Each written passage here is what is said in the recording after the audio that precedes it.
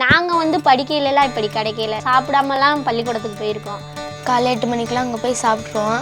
Correct டைமுக்கு ஸ்கூலுக்கு போகிறோம். அங்கே போய் சாப்பிட்டுட்டு வாய்ப்பாடு கிளாஸில் போய் உட்காந்து வாய்ப்பாடெலாம் கற்றுப்பான். அவங்கக்கிட்ட சாப்பாடு சாப்பிட்றதோட காய் இதே நிறைய போடுறாங்க. அந்த காய்க்காகவே எங்கள் பாப்பா வந்து ஸ்கூலில் தான் சாப்பிடுது. எஜுகேஷனல் லோனெல்லாம் கேட்டு நிறைய பேங்க்குக்கெல்லாம் அலைஞ்சேன். அந்த ஒரு 5 வருஷம் ஃபீஸ் அவங்க ஏற்றுக்கிட்டாங்க. அதனால என்னோட கடன் சுமை கம்மியாயிருச்சு. அம்மா அப்பா இருந்தா என்ன பண்ணுவாங்களோ அதே தான் எனக்கு கவர்மெண்ட்டும் பண்ணியிருக்காங்க.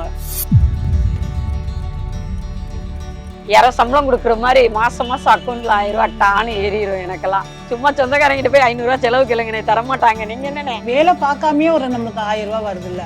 ஒரு வீட்டு சம்பளத்தை நிப்பாட்டிட்டேன் வேலை பார்க்கறத. ஒரு மிகப்பெரிய நம்பிக்கை எங்களுக்கு கொடுக்குது. வீட்டை விட்டே வெளியேறாமல் எங்கே போனால், நான் ஒரு ஆஸ்பத்திரி போனால் கூட அவரை நம்பி தான் உட்காந்துருக்கோம். அவர் எப்போ வருவார், நம்ம எப்போ போவோம், இல்லாட்டி காசு கொடுத்துட்டு போனோம், அப்போ தான் நம்ம பஸ்ஸுக்கு போக முடியும். தைரியமாக வெளியே போயிட்டு தைரியமாக வரலாம். காசு இருக்கோ இல்லையா, பஸ் இருக்கு. படிக்க வைக்க முடியாமல் தான் இருந்தேன். இப்போ இத்தனை நமக்கு வந்து பஸ் ஃப்ரீ, மாதம் 1000 ரூபா, நம்மள்ட்ட வந்து காசை வாங்காத அளவுக்கு பொண்ணு படிச்சுக்குது. இப்போ வந்து கவர்மெண்ட்டே மாதம் 1000 ரூபா தரனால இப்போ நாங்கள் வேலையை வந்து குறைச்சிட்டு படிக்கிறதுக்கு ரொம்ப டைம் ஸ்பெண்ட் பண்ணனால எங்கள் கனவுகளை நோக்கி ஓடுறதுக்கு ரொம்ப யூஸ்ஃபுல்லாக இருக்குது. எங்கள் அம்மா கூலி வேலைக்கு போனாங்க. அதனால் இந்த 1000 ரூபா இருக்கிறனால அவங்கக்கிட்ட காசு கேட்குறது இல்லை. இதே கோர்ஸை நான் வெளியே போய் படிச்சிருந்தேன்னா கண்டிப்பாக 50,000+. அது எல்லாமே வந்து எனக்கு ஃப்ரீயாக கற்றுக்கிட்டது வந்து ஒரு மிகப்பெரிய பெனிஃபிஷரியாக நான் பார்க்குறேன். நான் ஃபினான்ஷியலாக இண்டிபெண்ட்டாக இருக்குன்னு நினச்சேன். இப்போது என்னால் என் அம்மாவையும் என் தங்கச்சியும் பார்த்துக்க முடியும். இந்த நான் முதல்வன் ஸ்கீம் மூலயமா நான் மட்டும் இல்லை, என்னை மாதிரி நிறைய பேர் பிளேஸ் ஆகிருக்காங்க. எனக்கு உயிர் பிச்சை கொடுத்து இது பண்ணிட்டாங்கல்ல. மாதம் பார்க்கும்போது இந்த மாதம் வந்து தம்பி நடந்துருவானா, அடுத்த மாதம் நடந்துருவானான்னு ஒரு நம்பிக்கையில் இருக்கான். இதே மாதிரி எப்பயுமே மக்கள் தேடி மருத்துவம் எங்களுக்கு வந்து எல்லா சலுகைகளையும் செய்யணும்னு நான் கேட்குறேன். ஆட்சிகள் நான் பார்த்துருக்கேன், இப்படி ஒரு ஆட்சியை நான் பார்த்ததே கிடையாது.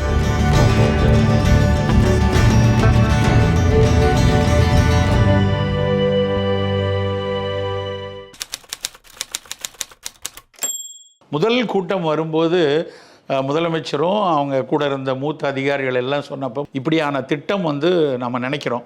இதற்கு நீங்கள் வந்து உங்களுக்கு நிறைய சிரமங்கள் இருக்குது, நிதி சிரமங்கள் இருக்குதுன்னு தெரியும். பட் எனக்கு அதை பற்றி பிரச்சனை இல்லை. எப்படி ஏனும் ஏதாவது ஒரு வழியில் ஒரு நல்ல உணவை கொடுப்பதற்கு நீங்கள் முயற்சிங்க. எங்கள் அப்பா வந்து ஒரு ரோடு மேனு, ஒரு குடிசை வீட்டில் தான் இருந்தோம். எங்கள் வீட்டில் கரண்ட்டு கூட இருக்காது. இப்படா வீட்டு வாசல்லலாம் கதவை அடைச்சிட்டு படுப்பாங்க, நம்ம போய் ரோட்டில் பாய் எடுத்துகிட்டு போய் விரித்து படுப்போம்னு 6 மணிக்கே எங்கள் வீட்டில் சாப்பாடு கொடுத்துருவாங்க. 6 மணிக்கே நாங்கள் சாப்பிட்ருவோம். சாப்பிட்டுட்டு அப்படியே ரோட்டில் போய் படுத்துருவோம். ரோட்டில் தான் படுத்துருப்போம். எங்கள் கூட சேர்ந்து மாடெல்லாம் படுத்துருப்போம். அதெல்லாம் அப்படிலாம் நாங்கள் கஷ்டப்பட்டு படித்தோம். நானே, எங்கள் வீட்டுக்காரு, என் பிள்ளைய 2 பேர் இருக்காங்க. நாங்கள் 4 பேர். பாப்பா வந்து ஸ்கூலில் ஒத்தக்கடை கவர்மெண்ட் ஸ்கூலு தொடக்கப்பள்ளியில் படிக்குது, 1ஆம் வகுப்பு படிக்குது. காலையில் எழுந்திரிச்சு ஒவ்வொரு நேரம் 2 பிள்ளைகளை வச்சுக்கிட்டு வேகமாக எழுந்திரிச்சு சமைக்க முடியாது. இன்னொன்று, நாங்கள் வந்து ஒரு நேரம் சாப்பாடு சாப்பிட்றதுக்கே ரொம்ப கஷ்டப்படுவோம். 1/2 கிலோ தான் அரிசி வாங்குவோம். அந்த 1/2 கிலோ அரிசி வந்து 1 மணிக்கு உல வைப்பேன். உல வச்சுட்டு அந்த சாப்பாடு தான் அவங்க அப்பா வேலைக்கு போயிட்டு வர நேரம் எல்லாரும் சேர்ந்து 4 பேர் உட்காந்து சாப்பிடுவோம். அந்த சோறு காலியானாலும் சரி, காலியானாலும் சரி, அவ்வளோதான் சோறு. அதுக்கப்புறம் திரும்பி உல வைக்க முடியாது. ஒருத்தவங்க என்ன பண்ணுறாங்க, சூழ்நிலைக்காக வெள்ளனா வேலை வச்சுருவாங்கள்ல, 6 மணி 7 மணின்றவங்கலாம் சமைக்க மாட்டாங்க வீட்டில். அவங்க வந்து வேலைக்கு போயிடுறாங்க. அப்போ அவங்களுக்கு வந்து இது வந்து யூஸ் ஆகுது. இப்போ எங்களுக்கு வந்து அந்த மாதிரி ரொம்ப யூஸ் ஆகுது.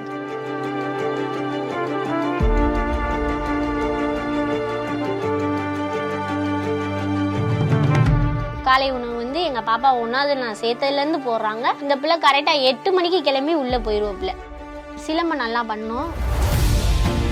எங்கேயா இருந்தாலும் ஃபஸ்ட்டு தான். நேஷ்னல் வரைக்கும் டெல்லியில் போய் கோல்டு மெடல் ஃபஸ்ட்டு ப்ரைஸ் வாங்கிட்டு வந்திருக்காப்புல எங்கள் பாப்பா. அவங்கக்கிட்ட சாப்பாடு சாப்பிட்றதோட காய் இதே நிறைய போடுறாங்க. அந்த காய்க்காகவே எங்கள் பாப்பா வந்து ஸ்கூலில் தான் சாப்பிடுது. எங்கள் வீட்டில் காய் வந்து வாங்கி பொரிக்க முடியாது, அதெல்லாம் பண்ண முடியாது. எங்கள் வீட்டில் ஒரு நேரம் குழம்பு வச்சு கொஞ்சோண்டு சோறு அடிக்கிறதே பெரிய விஷயம். அதில் காலை உணவு திட்டம்னு கொண்டு வந்தது. நாங்கள் வந்து படிக்கையிலலாம் இப்படி கிடைக்கல. நாங்களாம் வந்து சாப்பிடாமலாம் பள்ளிக்கூடத்துக்கு போயிருக்கோம். இப்போ இருக்கிற மாதிரிலாம் அப்போ நாங்கள் இருந்திருந்தோம்னா இன்னும் எங்களுக்கு நல்லா நான் படித்து இன்னும் நல்லா இருந்திருப்போன்னு எனக்கு இப்போ ஃபீல் ஆகுது. நிறைய இடம் போயிட்டு வந்துருச்சு, போகாத இடமே கிடையாது. சர்டிஃபிகேட் பாருங்கள் எவ்வளோ இருக்குன்னு. ஆனால் வந்து என்ன டேலண்ட் நிறையா இருக்குது, எங்களுக்கு வசதியில் வெளியே கொண்டு போய் காட்ட முடியல அந்த பிள்ளையை, அவ்வளோதான். எங்கள் பாப்பா ஒரு சின்ன உண்டியல் சேர்த்து வச்சுருக்கேன், அந்த உண்டியில் காட்டுறேன் பாருங்கள். அதில் அந்த பிள்ளை எங்கெங்கே விளையாண்டுட்டு வருதோ அந்த காசை அந்த பிள்ளை சேர்த்து வைக்கிது. அந்த காசை நான் அவசரத்துக்கு எடுத்து யூஸ் பண்ணிக்கிறேன். அந்த இதில் எங்கள் பாப்பா எங்களுக்கு ஏதோ கை கொடுக்குது, அந்த இதில் தான் எங்கள் பாப்பா இதாக இருக்குது. பாப்பா அவங்களுக்கு போய் 2 இடத்துக்கும் அங்கே தான் ஸ்கூலில் தான் சாப்பாடு ஊட்டுறேன். அந்த ஸ்கூலில் சாப்பாடை ஊட்டிட்டு அவங்க சாப்பிட முடியாமல் வச்சுட்டாங்கன்னா அதை நான் சாப்பிட்டுட்டு வந்துடுவேன். ஸ்கூல் சாப்பாடு தான் 2 நேரமே ஸ்கூல் சாப்பாடு தான் சாப்பிட்டு வராங்க. காலை உணவு திட்டம்னு கொண்டு வந்தது எல்லாமே எங்களுக்கு வந்து அந்த காய் தான், ரொம்ப சத்துள்ள காய் போடுறாங்கன்னு. எங்கள் பாப்பா அங்கே விரும்பி சாப்பிட்றதே காய் தான். அதனால காலை உணவு திட்டத்தில் எங்களுக்கு ரொம்ப யூஸ் ஆகுது.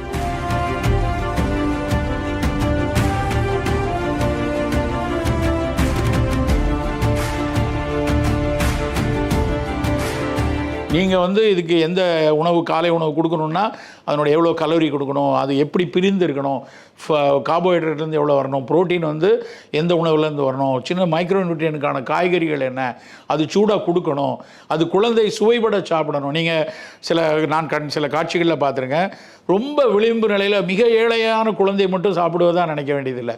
நடுத்தர வயது குழந்தைகள் கூட நடுத்தர சமூகத்தில் ஒரு நடுத்தர பொருளாதாரத்தில் இருக்கக்கூடிய குழந்தைகளும் சாப்பிடுது. அது சுவைத்து ரசித்து சாப்பிட்றத பார்க்கும்போது அந்த நம்ம அன்னைக்கு முதலமைச்சர் சொன்ன கனவு நிறைவேறியிருக்க அப்படிங்கிற ஒரு நிம்மதியை நிறைவே எங்களுக்கு கொடுத்துச்சு. ஆப்ரேஷன் வேறு காலில் பண்ணியிருக்கோம், எனக்கு காலில்.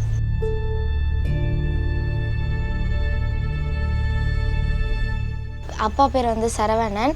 அவங்களுக்கு வந்து சின்ன வயசில் பந்தடிப்பட்டு கண்ணு தெரியாமல் போயிடுச்சு. எங்களுக்கு வந்து வருமானம்னா அப்பா வந்து டீ கடையில் ஒர்க் பண்ணுறாங்க. எங்கள் அம்மா வந்து அப்பக்கப்போ கேட்ரிங் வேலை போவாங்க. அம்மாவுக்கு வந்து காது கேட்காது, வாய் பேச தெரியாது.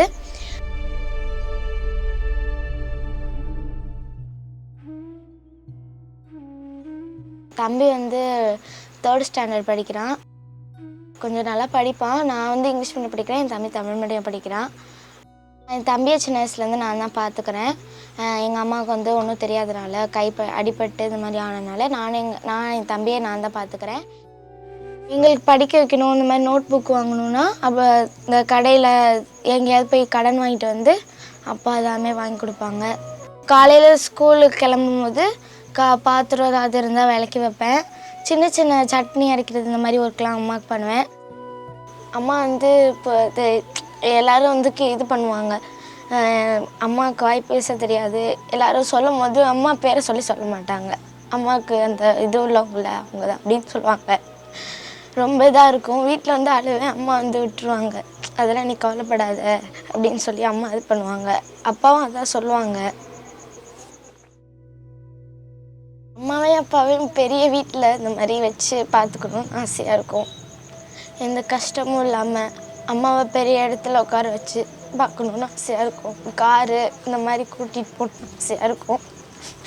அதெல்லாம் எப்போ நடக்கும் தெரியாது. அதான் நான் வந்து படிப்புலேயே 6 இயர் கொடுத்து படிப்பை பார்த்துட்ருக்கேன்.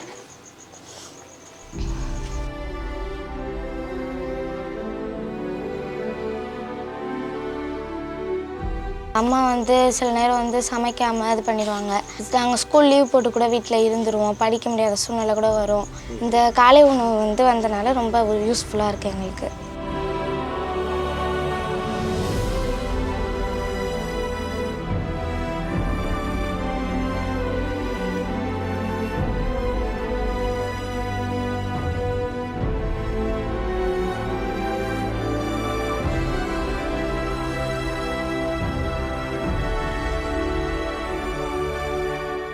அந்த ஸ்கீம் வந்ததுலேருந்து என் தம்பி சீக்கிரமாக எந்திரிக்கிறான். என்னை கிளப்பி விடுன்னு சொல்லி ரொம்ப ஆர்வமாக கேட்குறான். அந்த காலைல 8 மணிக்கு போகணும் அப்படின்னு காலைல 8 மணிக்கெலாம் அங்கே போய் சாப்பிட்ருவான். கரெக்ட் டைமுக்கு ஸ்கூலுக்கு போகிறான். நான் அங்கே போய் சாப்பிட்டுட்டு வாய்ப்பாடு கிளாஸில் போய் உட்காந்து வாய்ப்பாடெலாம் கற்றுப்பான்.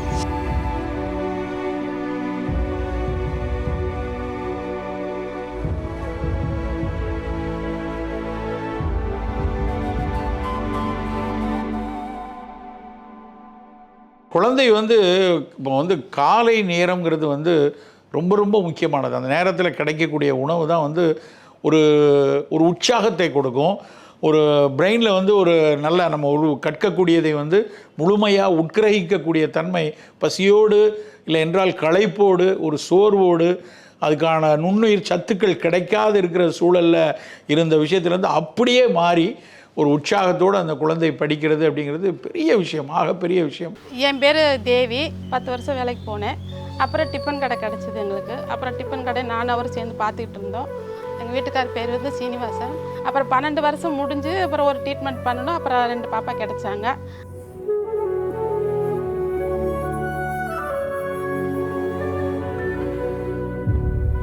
அப்புறம் திடீர்னு இப்படி ஹார்ட் அட்டாக்லாம் இறந்துட்டாங்க. ஆனால் 2 பாப்பா வச்சுட்டு என்னடா பண்ணுறதுன்னு யோசனை பண்ணிகிட்டு இருக்கும்போது தான் சரி ஏதோ ஒரு வேலை செஞ்சு நம்ம பாப்பா 2 பேரும் எப்படியாவது காப்பாற்றணும் அந்த ஒரு எண்ணம் மட்டும்தான் என் மனசில் ஓடிட்டே இருந்துச்சு. என்னோட நம்பிக்கை வந்து நான் படிக்கலைங்க. நான் படிக்காதனால வீட்டு வேலைக்கு போயிட்டுருக்கேன். எல்லாமே அவங்க பார்த்ததுனால எனக்கு எதுவுமே தெரியாதனால இப்போ இந்த கஷ்டத்தை நான் அனுபவிச்சுட்ருக்கிறேன். அதனால் என்னோட குழந்தைங்க வந்து எப்படியாவது படிக்கணும்.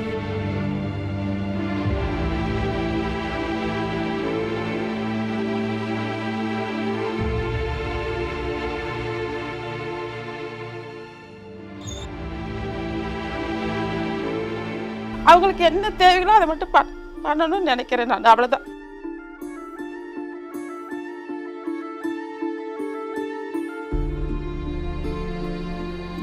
காலையில் வேலைக்கு போனேன்னாங்க சார், நம்ம வந்து இந்த 2 குழந்தைங்களுக்கு என்ன பண்ணுவோம் அப்படின்னு யோசனை பண்ணும்போது அப்போ எங்களுக்காக என்ன எங்களுக்கு கிடைக்கும், இந்த பிள்ளைகளை எப்படி காப்பாற்றுவோம்னு நினைக்கும்போது அப்போ காலை டிஃபன் உணவுன்னு சார் கொண்டு வந்ததுனால எங்களுக்கு வந்து அது ரொம்ப யூஸ்ஃபுல்லாக இருக்குது. அந்த பிள்ளைங்களுக்கு வந்து பசிங்கிறது கவலை இல்லாமல் நம்ம இங்கே வீட்டில் கிடைக்கலையே நம்ம அங்கேயும் போய் பட்டினியாக இருக்கணுமே அப்படி அந்த எண்ணம் இல்லாமல் அவங்க அங்கே சாப்பிட்டுக்கிறதுனால அவங்களுக்கும் மனசு திருப்தி கிடைக்குது. பார்க்கும்போது எங்களுக்கு மனசுக்கு நிறைவாக இருக்குது.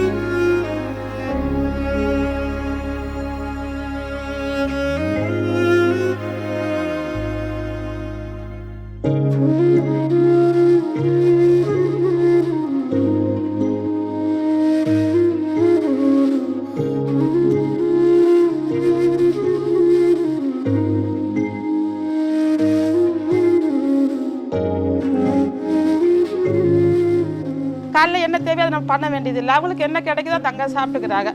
மத்தியானம் என்ன இருக்குதோ அதை சாப்பிட்டுக்கிறாங்க. அதனால நம்மளுக்கு அந்த செஞ்சு கொடுக்கணுங்கிற அந்த இது இல்லாமல் நம்ம நிம்மதியாக இருக்க முடியுதுங்க சார்.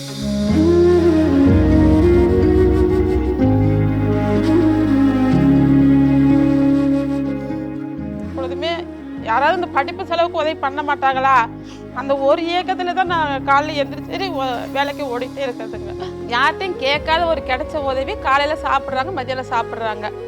அது ஒரு பெரிய உதவி தான் எங்களுக்கு. இன்னும் விளிம்பு நிலை மக்கள் இந்த காலையில் ஒரு உணவை கொடுப்பதன் மூலமாக அவர்களுக்கு கல்வி மீது பற்றும் சரியான உடல் திறனும் கிடைத்து அவங்க படித்து வராங்க. அப்படிங்கும்போது இன்னும் 30 வருஷம் கழித்து தான் அதனோட எஃபெக்ட் தெரியும். 20 வருஷம் கழித்து இந்த பிள்ளைங்க மிகச்சிறந்த மதிப்பெண் வாங்கி மிகச்சிறந்த கல்வி நிறுவனங்களுக்கு போய் ஒரு ஆளுமை மிக்க மனிதர்களாக வருவாங்க. அப்படின்னா அதுதானே இலக்கு. 2வது பாயிண்ட் வந்து அந்த குழந்தை அதனால் உடல் திறன் பெற்று சமூகத்தில் உயர்ந்து வருவது. 3வது படிப்பில் அவர்கள் அக்கறை காட்டியது. அவங்க விடுமுறை எடுக்கலை, நல்ல மதிப்பெண் வாங்குகிறாங்க.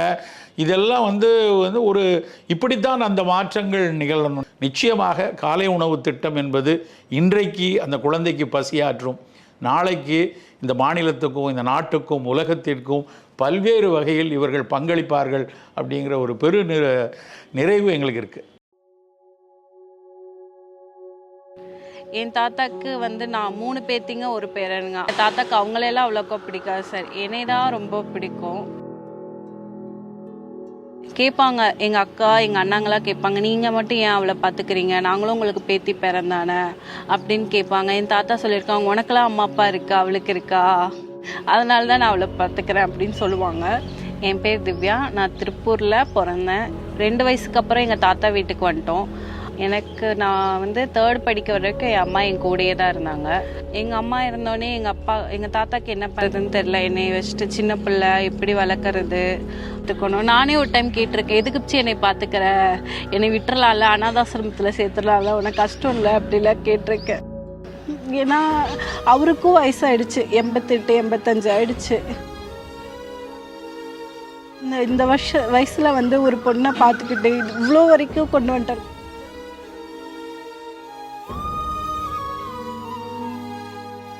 டுவெல்த்து முடிச்சுட்டு என்ன பண்ணுறதுனே தெரில. Amount problem, fees problem.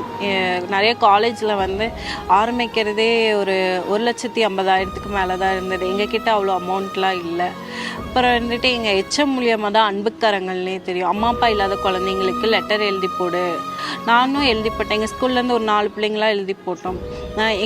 எங்களுக்கு எல்லாத்துக்குமே செலக்ட் ஆகிடுச்சு. அப்புறம் எல்லாத்தையும் கூப்பிட்டு கேட்டாங்க, உங்களுக்கு என்ன காலேஜ் வேணும், என்ன படிக்கிறீங்க அப்படின்னு. நான் வந்துட்டு இந்த காலேஜ் KG காலேஜ் வேணும், இந்த டிபார்ட்மெண்ட் படிக்கிறேன்னு சொன்னேன். அதுவும் வாங்கி கொடுத்துட்டாங்க. ஹாஸ்டல், மெஸ்ஸு, புக்ஸு, யூனிஃபார்ம் எல்லாம் சேர்த்தே ஒரு 10 லட்சம் அது மாதிரி தான் சார் வருது. அன்புக்கரங்கள் மூலியமாக லேப்டாப் கிடச்சிது சார். அந்த ஸ்கீம் மூலியமாக வந்து அம்மா அப்பா இல்லாத குழந்தைங்கள வந்து லேப்டாப் வாங்குறதுக்கு சென்னை வரைக்கும் கூட்டிகிட்டு போனாங்க. அந்த லேப்டாப் தான் இப்போ என் படிப்புக்கு யூஸ் ஆகுது. எனக்கு அரசியல்லாம் அவ்வளோக்கா தெரியாது. ஆனால் வந்து ஒரு ஸ்கூல் வந்து கவர்மெண்ட், எனக்கு வந்து எல்லா பொண்ணுங்களுக்கும் பேரண்ட்டு தான் வந்து ஸ்கூல் பார்த்து எல்லாம் ஜாயின் பண்ணி விடுவாங்க. ஆனால் நான் சின்ன வயசுலேருந்து படித்தது வந்து கவர்மெண்ட் ஸ்கூல் தான். கவர்மெண்ட் ஸ்கூல் படித்து முடிச்சுட்டு 12த்தும் வந்து பேரண்ட் இருந்தால் எப்படி சேர்த்து விடுவாங்களோ, கவர்மெண்ட்டும் அது மாதிரி தான் என்னை வந்து சேர்த்து விட்டுருக்காங்க. நான் விரும்பின காலேஜ்லேயே எனக்கு சீட்டு வாங்கி கொடுத்துருக்காங்க. ஒரு அம்மா அப்பா இருந்தால் என்ன பண்ணுவாங்களோ அதே தான் எனக்கு கவர்மெண்ட்டும் பண்ணியிருக்காங்க. அன்புக்கரங்கள் அந்த பேர்லேயே வந்து அன்பு இருக்குது. அம்மா அப்பா இல்லாத குழந்தைங்க, என்னை மாதிரி குழந்தைங்கள வந்து அவங்க கைவிட மாட்டாங்கன்னு நாங்கள் நம்புகிறோம் எல்லாரும். என்னோட பேருக்கு மீனிங் வந்து அயோத்தியாவில் இருக்கிற ரிவர் தான் வந்து சரையு. ஸ்ரீ வந்து லக்ஷ்மி தேவியை குறிக்கும். சரையு ஸ்ரீக்கு ஃபுல் ஃபார்மே வந்து அதுதான். என்னோட ஃபேமிலியில் வந்து நான், என் சிஸ்டர், அதுக்கப்புறம் இப்போ எங்கள் பாட்டி இருக்காங்க. அம்மா அப்பா 2 பேருமே இறந்துட்டாங்க. அப்பா அம்மா 2 பேரும் இறந்து போகும்போது நான் ஸ்கூல் தான் படிச்சுட்டு இருந்தேன். PSGG கன்னியாகுமரிக்குளம் கவர்மெண்ட் எய்டட் ஸ்கூலில் தான் படித்தேன். 12th வரைக்கும் அங்கே தான் படித்து முடித்தேன். இப்போ சிஸ்டர் வந்து 12th ஸ்டாண்டர்ட் படிச்சுட்ருக்கா. பாட்டி வந்து அம்மாவோட அம்மா வந்து இப்போ எங்களுக்கு வந்து ஆப்பம் சப்பாத்தி எல்லாம் ஹோட்டலுக்கு வந்து சுட்டு கொடுத்துட்டு எங்களுக்கு அந்த இன்கமில் நாங்கள் வந்து லைஃப்பை ஸ்டாண்ட் பண்ணிகிட்ருக்கோம்.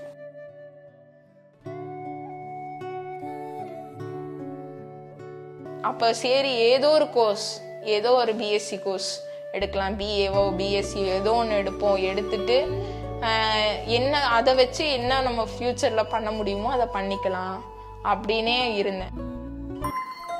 எனக்கு தெரிஞ்சவங்க ஒருத்தவங்க KMCHல அட்மிஷன் போகுது, சும்மா போய் கேளுங்க அப்படின்னு சொல்லி சொன்னாங்க. வருஷம் எப்படி நம்ம 80,000 கட்ட போகிறோம் அப்படின்னு நினச்சிக்கிட்டு இருந்தபோது எஜுகேஷ்னல் லோனெல்லாம் கேட்டு நிறைய பேங்க்குக்கெல்லாம் அலைஞ்சேன். ஆனால் பேரண்ட்ஸ் இல்லாதவங்க, நீங்கள் உங்களுக்கு நாங்கள் என்ன சப்போர்ட்டில் என்ன ப்ரூஃபில் நாங்கள் உங்களுக்கு வந்து லோன் அப்ரூவ் பண்ணி கொடுப்போம் அப்படின்னு சொல்லிட்டு பேங்க்ஸ் எல்லாம் வந்து ரிஜெக்ட் பண்ணிட்டாங்க. எஜுகேஷனல் CO ஆஃபீஸ்லேருந்து காண்டாக்ட் பண்ணி, கலெக்டர் ஆஃபீஸ்லேருந்து காண்டாக்ட் பண்ணிவிட்டு, அன்புக்கரங்கள் ஸ்கீம், நான் முதல்வன் ஸ்கீமில் வந்து உங்கள் பேர் இருக்குது, நீங்கள் வந்து அப்ளை பண்ணலாம் அந்த இதுக்கு அப்படின்னு சொல்லி சொன்னாங்க. அப்ளை எழுதி கொடுத்துருந்தோம். எழுதி கொடுத்ததுனால வந்து இப்போது 80,000 rupees அவங்க செலெக்ஷன் பண்ணியிருக்காங்க. அப்புறம் அன்புக்கரங்கள் ஸ்கீம்லேருந்து எங்களுக்கு லேப்டாப் கொடுத்துருக்குறாங்க. அந்த லேப்டாப் வந்து எங்களோட எஜுகேஷனல் பர்பஸ்க்கும் இன்னும் எங்கள் சிஸ்டர்ஸோட எஜுகேஷன் பர்பஸ்க்குமே யூஸ் ஆகுது. ஒரு பெஸ்ட்டு ஒரு அனஸ்டேஷன் அசிஸ்டண்ட்டாக இருக்கணும். தொடர்ந்து படிக்க முடிஞ்சிச்சுன்னா ஒரு MSc பண்ணி என்னால் முடிஞ்ச உதவி இந்த சொசைட்டிக்கு என்ன மாதிரி இருக்கிற ஸ்டூடெண்ட்ஸை தேடி கண்டுபிடிச்சி ஹெல்ப் பண்ணணும். இத்தனை நாளாக வந்து இந்த சொசைட்டி நம்ம ஒரு ஹெல்ப்புன்னு கேட்டுட்டு போய் நம்ம நிற்கும்போது அனுதாபம் இருக்கும் தவிர நமக்கு ஹெல்ப் பண்ணணும்னு யாருக்கும் தோணாது அப்படின்ட்டு இருந்தேன்.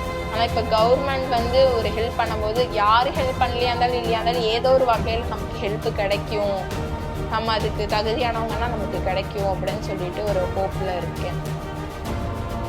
என் பேர் தக்ஷாஸ்ரீ. நான் Ganga institute of allied health சயின்ஸில் பிஎஸ்சி கிரிட்டிக்கல் கேர் டெக்னாலஜி படிக்கிறேன். எனக்கு அம்மா அப்பா 2 பேருமே இல்லை. நான் 2nd ஸ்டாண்டர்ட் படிக்கும்போது அவங்க 2 பேருமே இறந்துட்டாங்க. அதுக்கப்புறம் என்னை பாட்டியும் எங்கள் பெரியம்மாவும் தான் பார்த்துக்கிட்டாங்க. ஸ்கூல் ஃபீஸு அது எல்லாமே எங்கள் பெரியம்மா இன்கம் வச்சு தான் கட்டினோம். நான் காலையில் வீட்டை விட்டு 6 மணிக்கு வெளியே போனால் 7 மணிக்கு பஞ்சுவாலிட்டியாக பஞ்சடிச்சுட்டு போய் நின்னோம்னா நைட்டு 7 மணி ஆயிரும் டியூட்டி முடியறதுக்கு. நின்று அவங்களுக்கு கால் வலிக்கும், பேக் பெயினாக இருக்கும், அப்புறம் நெக் பெயினாக இருக்கும், அவங்களுக்கு தைராய்டும் இருக்குது. அது எல்லாமே அவங்க சாக்ரிஃபைஸ் பண்ணி தான் என்னை பார்த்துக்கிறாங்க. நான் இந்த குடும்பத்தில் நான் மட்டும்தான் சம்பாதிக்கிறேன். என்ன பண்ணுறது, ஆண் துணையும் இல்லை. என்னை நம்பி என் தங்கச்சி குழந்தைகளும் 2 பேர் இங்கே தான் இருக்காங்க. நான் தான் வளர்த்திட்டு இருக்கேன். என் பொண்ணும் என்கிட்ட தான் இருக்கிறான். அதனால் 3 பெண் குழந்தைகளையும் வளர்த்த வேண்டிய சூழ்நிலையில் நான் இருக்கேன். அப்புறம் 11th 12th முடிச்சக்கப்புறம் எனக்கு என்ன பண்ணணுன்னே தெரில. யார் என்னை பார்த்துப்பாங்க, யார் என் ஃபீஸ் கட்டுவாங்க, அது எதுவுமே எனக்கு தெரில. நம்ம படிப்போமா இல்லை வேலைக்கு போவோமா இல்லை நம்ம லைஃப் இதோட முடிஞ்சிருமா, எதுவுமே எனக்கு தெரில. அதுக்கப்புறம் ஒரு 2 months கழித்து எனக்கு ஒரு கலெக்டரேட்லேருந்து கால் பண்ணாங்க. அன்பு கரங்கள் ஸ்கீமில் சென்னைக்கு போக போகிறீங்க, உங்களுக்கு லேப்டாப் கிடைக்க போகுது, அப்ளை பண்ணி ஒரு 1 monthக்கு அப்புறம் என்னை ஹிந்துஸ்தான் காலேஜுக்கு கூப்பிட்டாங்க. இப்போ எனக்கு லேப்டாப்பும் கிடச்சிருச்சு. இப்போ அன்பு கரங்கள் திட்டத்திலேருந்து இப்போ எனக்கு காலேஜ் ஃபீஸும் கட்டுறதுக்கு ஹெல்ப் பண்ணியிருக்காங்க.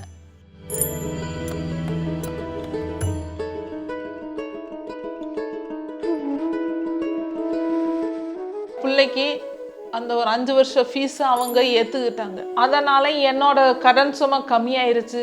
அவங்களுக்கு வேணுங்கிற சாப்பாடு வாங்கி தர அளவுக்கு கை கொடுக்குது. அப்புறம் என்னால் என்ன வேணால் படிக்க முடியும். இனிமேல் என் படிப்புக்கு எந்த தடையும் இல்லை. இப்போ எங்கள் பெரியம்மா வருவாங்க, அவங்க கஷ்டப்படுத்தணும், அந்த ஃபியர் எதுவுமே எனக்கு இல்லை. எல்லாமே கவர்மெண்ட் பார்த்துக்கணும். எனக்கு இப்போ ரொம்ப பெரிய நம்பிக்கை வந்துடுச்சு. டாக்டர்ஸ் ஆனால் சரி, அதுக்கடுத்த ஸ்டாஃபானாலும் சரி, நான் சல்யூட் பண்ணி வணக்கம் சொல்லி பார்த்துருக்குறேன்.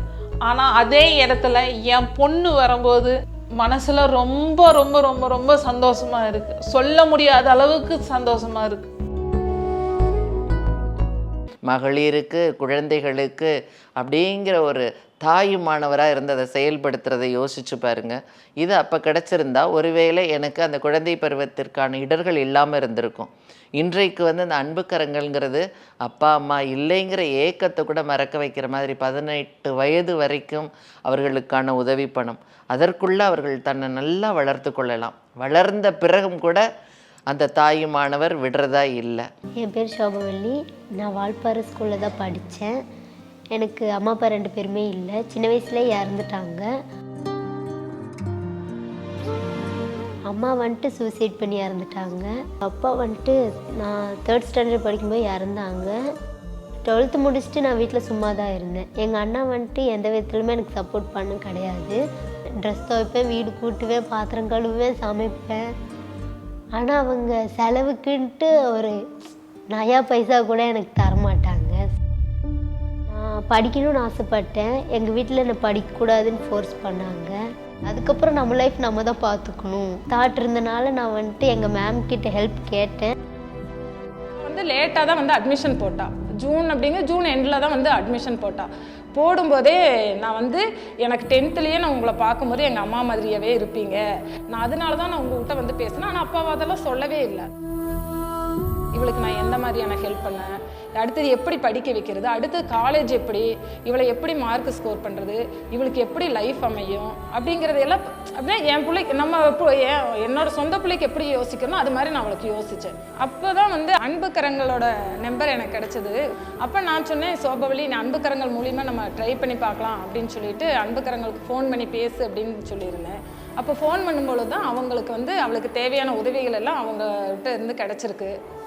வால்பாறையில் பார்த்தீங்கன்னா நிறைய பிள்ளைகளுக்கு வால்பாறை காலேஜ் மற்ற இதுதான் கிடைக்கும். ஆனால் அந்த அளவுக்கு ஒரு நல்ல காலேஜும் நல்ல ஒரு கோர்ஸும் சோபவல்லிக்கு கொடுத்தது இந்த அன்பு கரங்கள் தான்.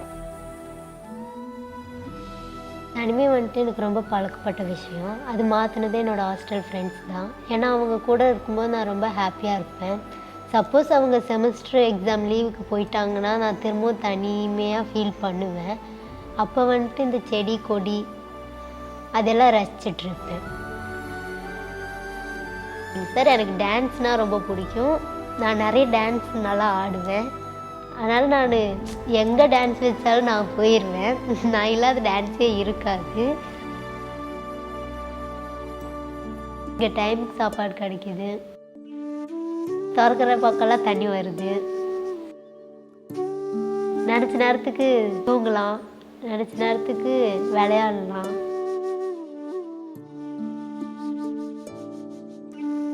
என்னோடய கோர்ஸ் முடிச்சதுக்கப்புறம் என்னோடய ஃப்யூச்சர் வந்துட்டு செட்டில் ஆயிடுவேன் அப்படின்ட்டு எனக்கு நம்பிக்கை இருக்குது. ஏன்னா சப்போர்ட் பண்ணுறதுக்கு யாரும் இல்லை. ஸோ நம்ம படித்தா நம்ம வாழ்க்கையை நம்ம பார்த்துக்கலாம். நான் படித்தா என் தம்பியை படிக்க வைக்கலாம்.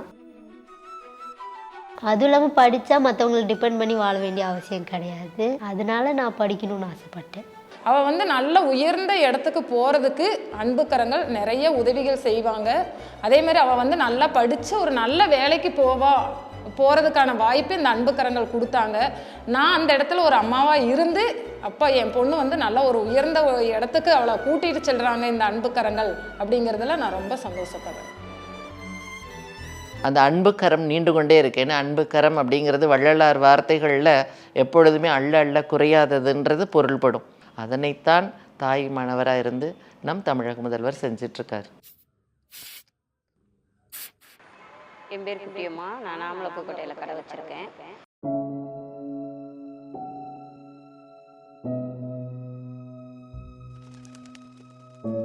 இது எங்கள் வீட்டுக்கார் தொழில்.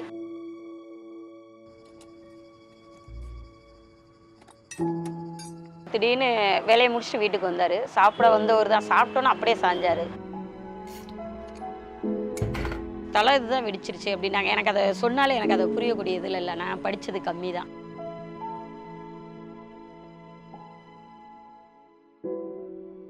அவர் இறந்ததுக்கப்புறம் நான் இந்த தொழிலை எடுத்து ரன் பண்ணுறேன்.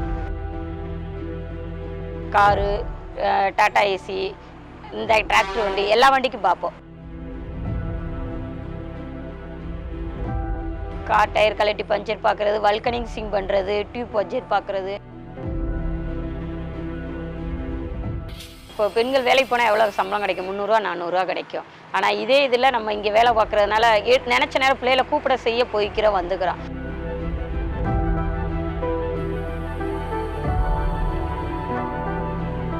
அதாவது மாதம் மாதம் நமக்கு யாரோ சம்பளம் கொடுக்குற மாதிரி மாதம் மாதம் அக்கௌண்ட்டில் 1000 ரூபா டான்னு ஏறிடும் எனக்கெல்லாம்.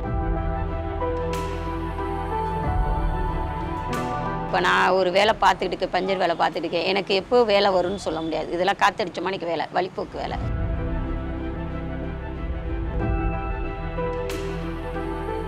வேலை வந்தால் தான் உண்டு. ஒரு காய்ச்சலோ ஒரு தலைவலியோ நான் ஒரு 3 நாள் 4 நாள் வீட்டில் படுத்துக்கிட்டேன்னா எனக்கு யார் கொடுப்பா?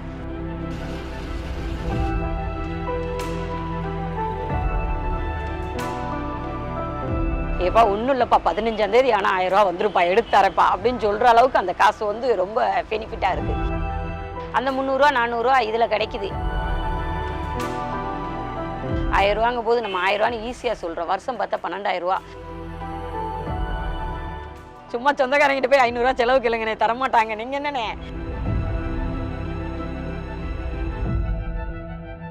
1000 ரூபான்றது என்ன மாதிரி பெண்களுக்கு மிகப்பெரிய நம்பிக்கை. வார்த்தையால் சொல்ல முடியாது, வாழ்ந்து பார்த்தா தான் தெரியும்.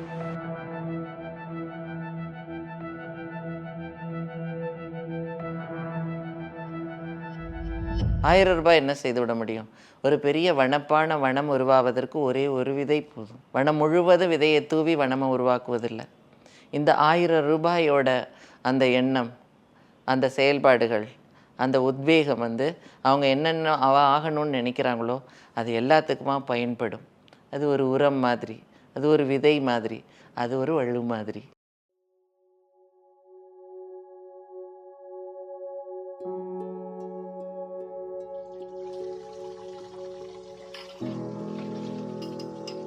வீட்டு வேலை எவ்வளோ கஷ்டம்னா அது செய்கிறவங்களுக்கு தான் அப்படின்னு தெரியும் அந்த வலி வந்து.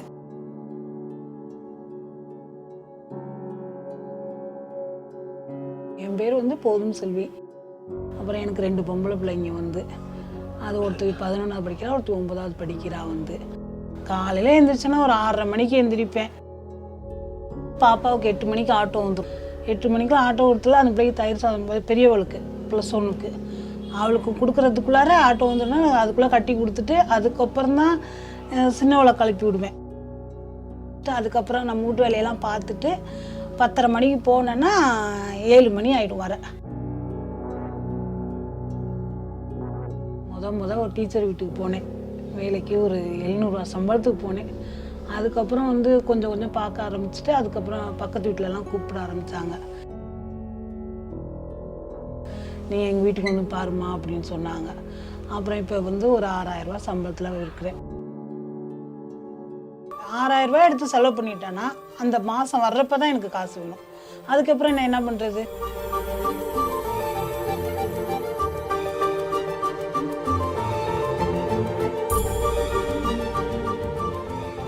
ஒரு மணி நேரத்துக்கு 50 ரூபா தான் தருவாங்க. ஒரு இப்போ வீடு துடைக்கிறதுன்னா கூட்டி துடைக்கிறதுனா அது 1 மணி நேரம் ஆகிடும். பாத்திரம் வளைக்கிற வேலையை 1000 ரூபா தரேன் அப்படின்னாங்க. அப்புறமேல் கெஜாக்கா சொன்னாங்க, இவங்க அவசரம் சொன்னாங்க, ஏன் ரொம்ப போட்டு உடம்பு போட்டு வளர்த்திக்கிறேன், இந்த தான் அப்போ மகளிர் பணம் தானே வருதுல்ல, அதை வச்சு நீ மெயின்டைன் பண்ணிக்கேண்டா அப்படின்னு சொன்னேன். நம்ம ஒரு வீட்டை நிப்பாட்டிட்டேன். இப்போ கூட வேலை பார்க்காமே ஒரு நம்மளுக்கு 1000 ரூபா வருதுல்ல, அது ஒரு நம்மளுக்கு கஷ்டம் இல்லாமல் தானே இருக்குது. ஒரு வீட்டு சம்பளத்தை நிப்பாட்டிட்டேன் வேலை பார்க்குறத. எங்கள் வீட்டுக்காரை நம்பியும் கூட இல்லை. நான் என் பிள்ளைங்களை படித்து நல்லபடியாக நான் ஆளாக்கணும். இந்த பணம் வரதை வச்சுக்கிட்டு வீட்டு வேலை பார்த்துட்டு எப்படியே கஷ்டப்பட்டுனாச்சும் அதுங்களுக்கு வேலைக்கு போய் வச்சுக்கணும். நான் படுற கஷ்டம் அது பிள்ளைங்க படக்கூடாது.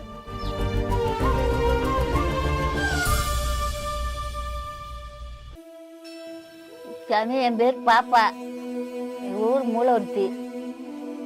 எனக்கு 4 பேர், 2 பொம்பளை பிள்ளைய கட்டி கொடுத்தாச்சு, 2 பையன் இருக்காங்க. சாமி மருமக வேலைக்கு போகிற மட்டும் போனது, ஏன்னா கட்டட வேலைக்கு போகணும், அது தலையெழுத்து 3வது மாடியிலேருந்து கீழே விழுகணும், சாகணும் அப்படின்னு விழுந்து செத்து போச்சு பாவம். அதுலேருந்து கஷ்டம். நானும் எங்கள் வீட்டுக்கார ஆம்பளைங்க இந்த பிள்ளைகளை பார்த்தோம்.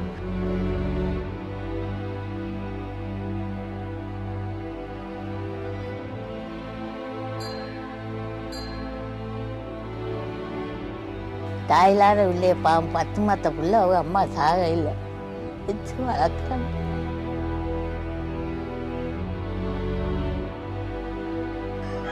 எங்கள் வீட்டுக்கார ஆம்பளையும் தவறி போயிட்டு இப்போ நான் தான் நம்ம பிள்ளைகளை வச்சு ரொம்ப கஷ்டப்படுறேன். கம்மா வளரும் பார்த்தேன் சாமி, இப்போ கொஞ்சம் கால் வலிக்கும் போகாமல் இருக்கேன். இல்லைன்னா அந்த காசை வச்சுதான் இந்த பிள்ளைகளை காப்பாற்றிட்டேன்.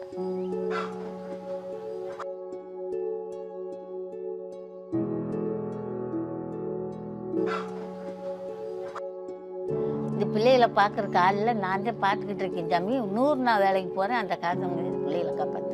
பிள்ளைகளை வரைக்கும் பள்ளிக்கூடத்துக்கு போனால் காசு எப்போ இல்லை சாமி. இந்த குடல்ல அரிசி ஓடுறத வாங்கி காய்ச்சி ஊற்றுறேன் அதுகளுக்கு. இப்போ 10 வருஷத்துக்கு 6-7 வருஷம் ஆயிடுச்சுங்க. மயங்க அவங்க குடும்பத்தை தான் சாமி பார்க்குங்க. அது வந்து கூட நம்ம மக இல்லையே, இந்த பையங்க என்ன செய்கிறாங்க ஏது செய்கிறாங்கன்னு கூட வந்து எட்டி பார்க்க மாட்டாங்க சாமி.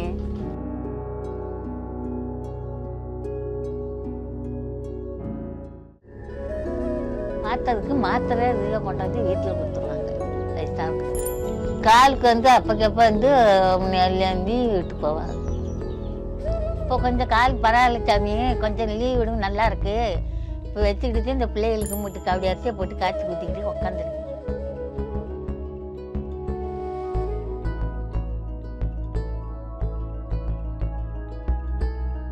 இந்த காரடுக்கு 1000 ரூபா கொடுப்பாங்க, அதை வச்சு தாங்க இந்த பிள்ளைகளை பார்த்துக்கிட்டு.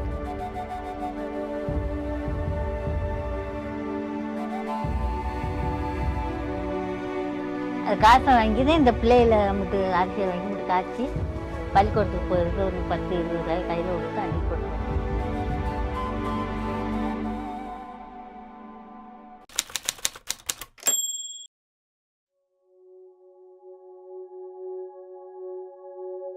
என் பேர் அழகு தேவி.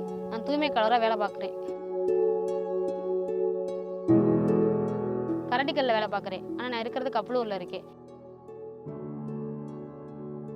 வேலை 8 மணிக்கு வேலைக்கு வரோம், ஸ்டார்ட் பண்ணுறோம். வேலைக்கு போய் நாங்கள் பாட்டுக்கு போவோம், வீடு தெருவா குப்பை வாங்குவோம். குப்பை வாங்கி குப்பையை பிரித்து செட்டு கொண்டு போவோம். செட்டு கொண்டு போய் குப்பையை பிரித்து போடுவோம். 8 மணிக்கு வந்தோம்னா இன்னும் 11 மணி வரை 11 மணி 12 மணி வரை இருப்போம்.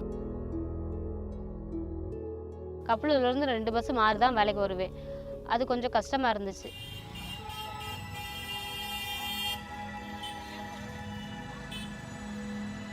மகளிர் விடியல் பேருந்து திருமங்கலத்திலிருந்து விக்கிரமங்கலம் செல்லும் 4D வர இருக்கிறது. காரடிக்கல், செக்காடா, தன்னலூர், கீழப்பட்டி வழியாக நடுப்போல சென்று விக்கிரமங்கலம் வரை செல்லும் ரயில் ரெடியாகிங்க.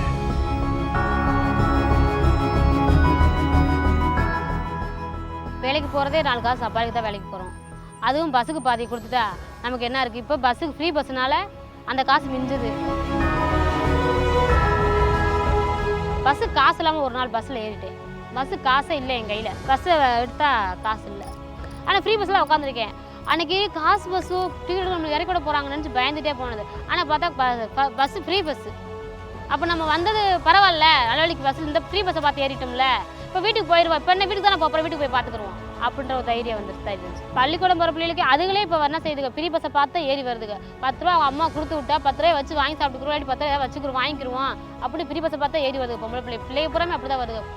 போகிறப்ப இங்கேருந்து 15 ரூபா, வர்றப்ப அங்கேருந்து 15 ரூபா, நேரத்துக்கு 30 ரூபா, திரும்ப அதே டபுள் ஆகும். அப்போ ஒரு நாளைக்கு எனக்கு 60 ரூபா. நான் வாங்குற சம்பளமே எனக்கு 10. நான் வாங்குற சம்பளம் 5000 சம்பளம் தான் வாங்குறேன். அதில் எனக்கு 2000 பஸ்ஸுக்கே 2000 போயிடும். இப்போ இருக்கிறப்ப அந்த ஃப்ரீ பஸ் விடுறதுனால எனக்கு அந்த 1000 மிச்சம். இப்போ அதில் அந்த 5000 மிச்சப்போ அதுக்கு 2000 மிச்சம் ஆகுது. வீட்டை விட்டே வெளியேறாமல் எங்கே போனால், நான் ஒரு ஆஸ்பத்திரி போனால் கூட அவரை நம்பி தான் உட்காந்துருக்கணும். அவர் எப்போ வருவார், நம்ம எப்போ போவோம், இல்லாட்டி காசு கொடுத்துட்டு போனோம், அப்போ தான் நம்ம பஸ்ஸுக்கு போக முடியும். இப்போ அப்படி இல்லைல்ல, காசு இருக்கோ இல்லையோ, காசு இருக்கோ தைரியமாக வெளியே போயிட்டு தைரியமாக வரலாம். காசு இருக்கோ இல்லையோ, பஸ் இருக்கு. கவர்மெண்ட் ஆஸ்பத்திரிக்கு ஃப்ரீ பஸ் இருக்கு, நம்ம பாட்டுக்கு போயிட்டு வந்துடலாம்.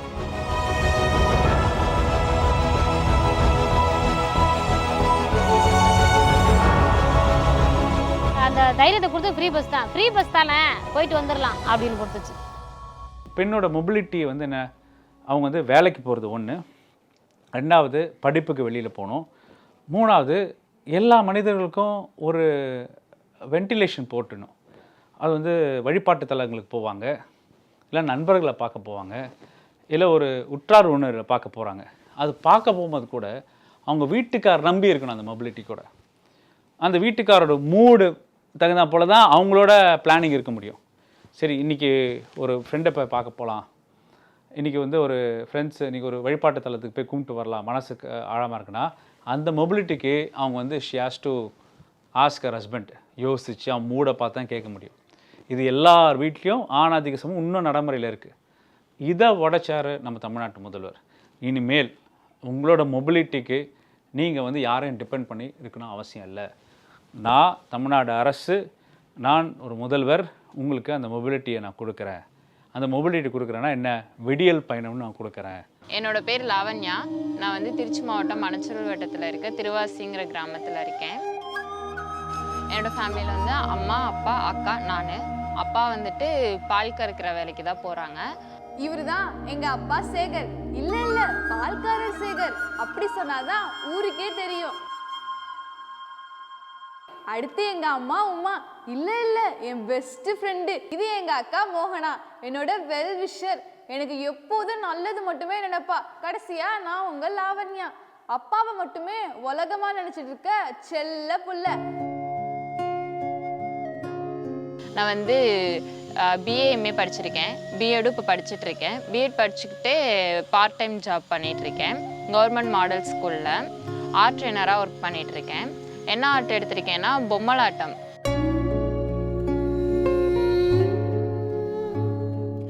நான் மார்னிங் வந்துட்டு காலேஜ் போயிட்டு படிச்சுட்டு ஈவினிங் தான் பசங்களுக்கு எனக்கு ஒர்க்கு, பசங்களுக்கு சொல்லித்தர ஒர்க்கு. அதனால் நான் ஈவினிங் வந்துட்டு ஒர்க் பண்ணுவேன்.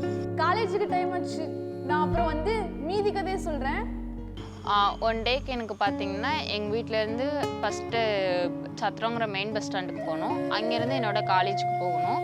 காலேஜ்லேருந்து திரும்ப நான் ஈவினிங் வந்துட்டு ஒர்க் பண்ணுற ஸ்கூலுக்காக போகணும். எப்படியும் எனக்கு டிரான்ஸ்போர்ட்டுக்காகவே பர் டேக்கு ஒரு 50லேருந்து 70 வரைக்கும் செலவாகும்.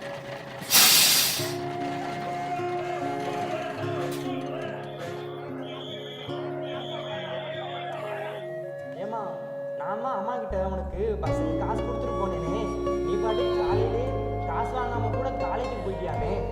அப்பா உங்களுக்கு விஷயமே தெரியாதா? இப்பதான் நம்ம தமிழக அரசு மகளிருக்கான விடியல் பயண திட்டத்தை கொண்டு வந்திருக்காங்கல்ல. இதனால நிறைய பெண்கள் மற்றும் கல்லூரி மாணவிகள் எல்லோரும் போக வேண்டிய இடத்துக்கு எந்தவித செலவும் இல்லாம போயிட்டு வராங்க. அப்பா பஸ்ஸுக்கு தர காசுல வந்துட்டு நாங்கள் எங்களுக்கு பிடிச்சது ஏதாவது வாங்கி சாப்பிட்றது, அந்த மாதிரிலாம் டைப்ரைட்டிங் புக்குக்கு, பேப்பருக்கு அந்த மாதிரிலாம் வாங்கிக்குவோம். அதுக்கு வந்துட்டு இந்த அப்போ தோணும், அப்போ வந்துட்டு நாங்கள் ப்ரைவேட் பஸ்ஸில் ஏறாமல் இந்த பஸ்ஸுக்காக வெயிட் பண்ணி இதில் ஏறி வருவோம். அந்த காசை நம்ம சேவ் பண்ணலாம்.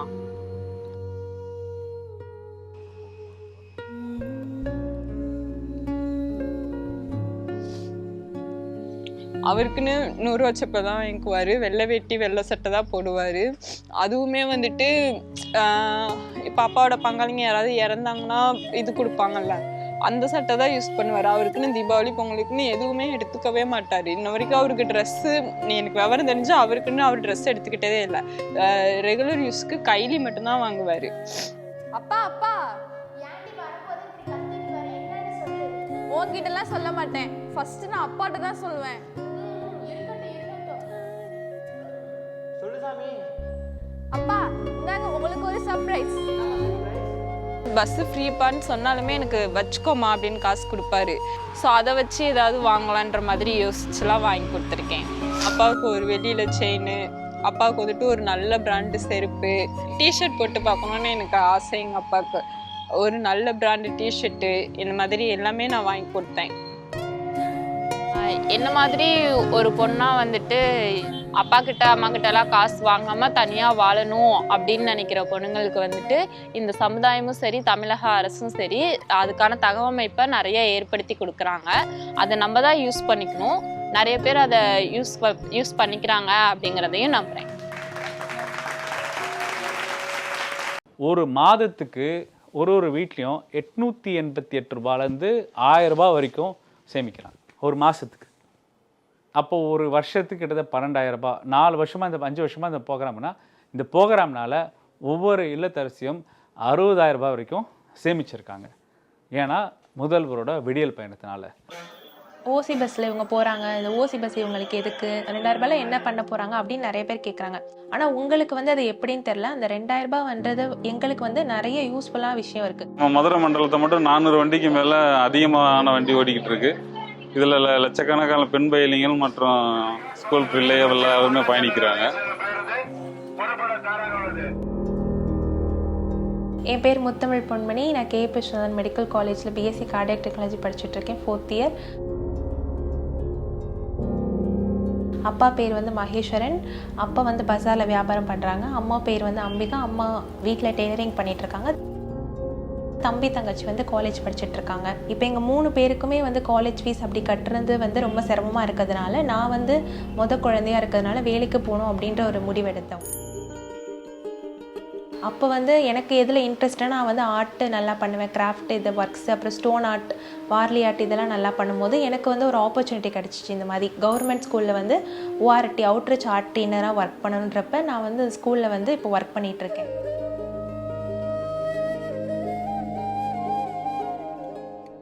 இப்போ நான் வந்து படித்து முடிச்சதுக்கப்புறம் ஒரு ஹாஸ்பிட்டலில் போயிட்டு எக்கோ டெக்னீஷியனாக ஒர்க் பண்ணணும் அப்படின்றது வந்து ஒரு ஆசை.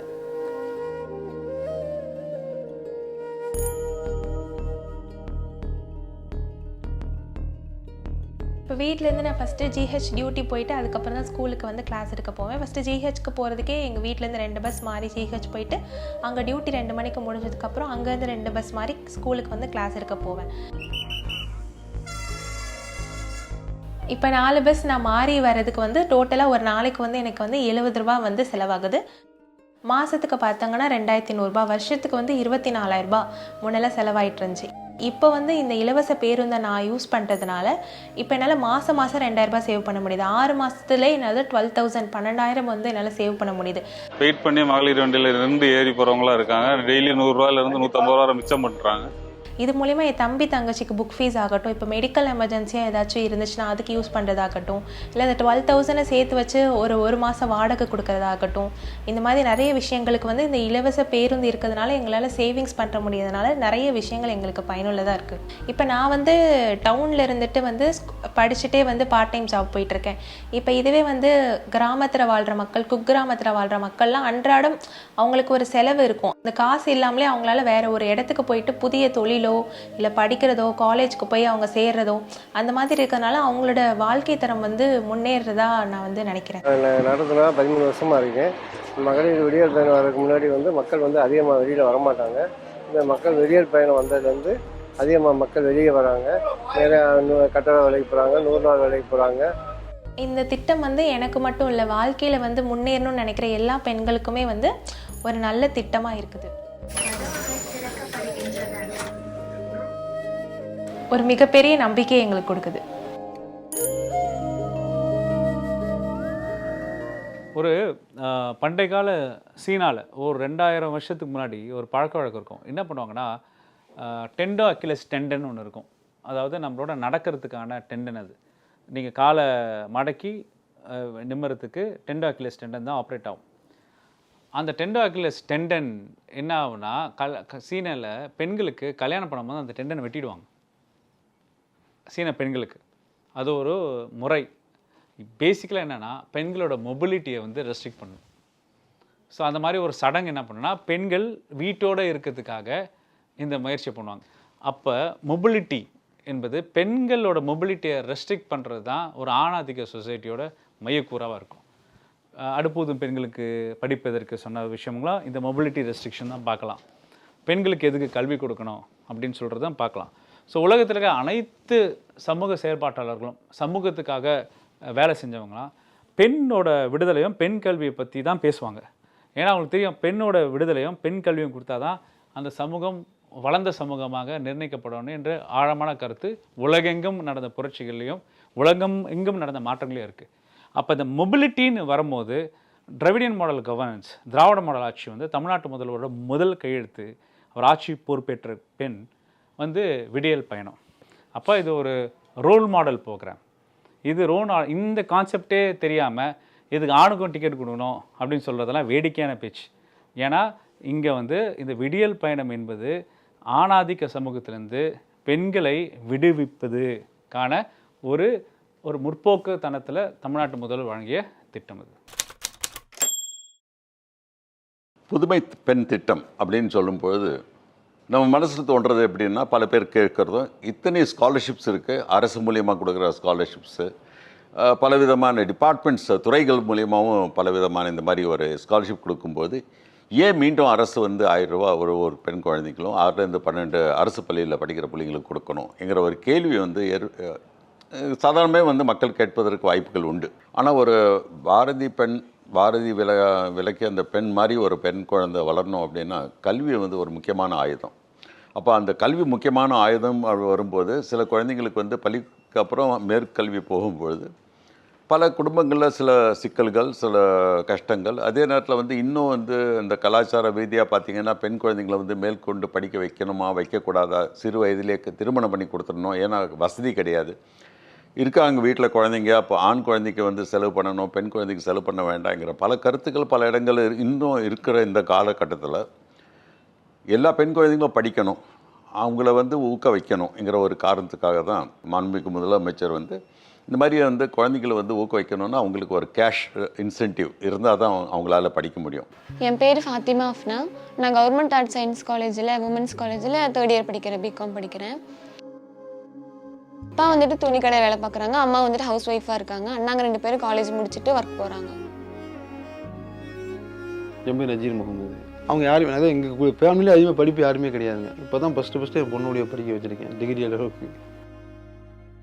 3 பிள்ளைகளில் வந்து 2 பேர், ஒருத்தன் எலக்ட்ரிஷியன் வேலைக்கு போகிறான், அப்படி இன்னொருத்தர் படிச்சுட்டு வேலைக்கு போயிட்டுருக்கா. அப்படி இப்போ பாப்பாவை வந்து மேரேஜ் பண்ணாலும் ஐடியாவில் இருந்தோம்.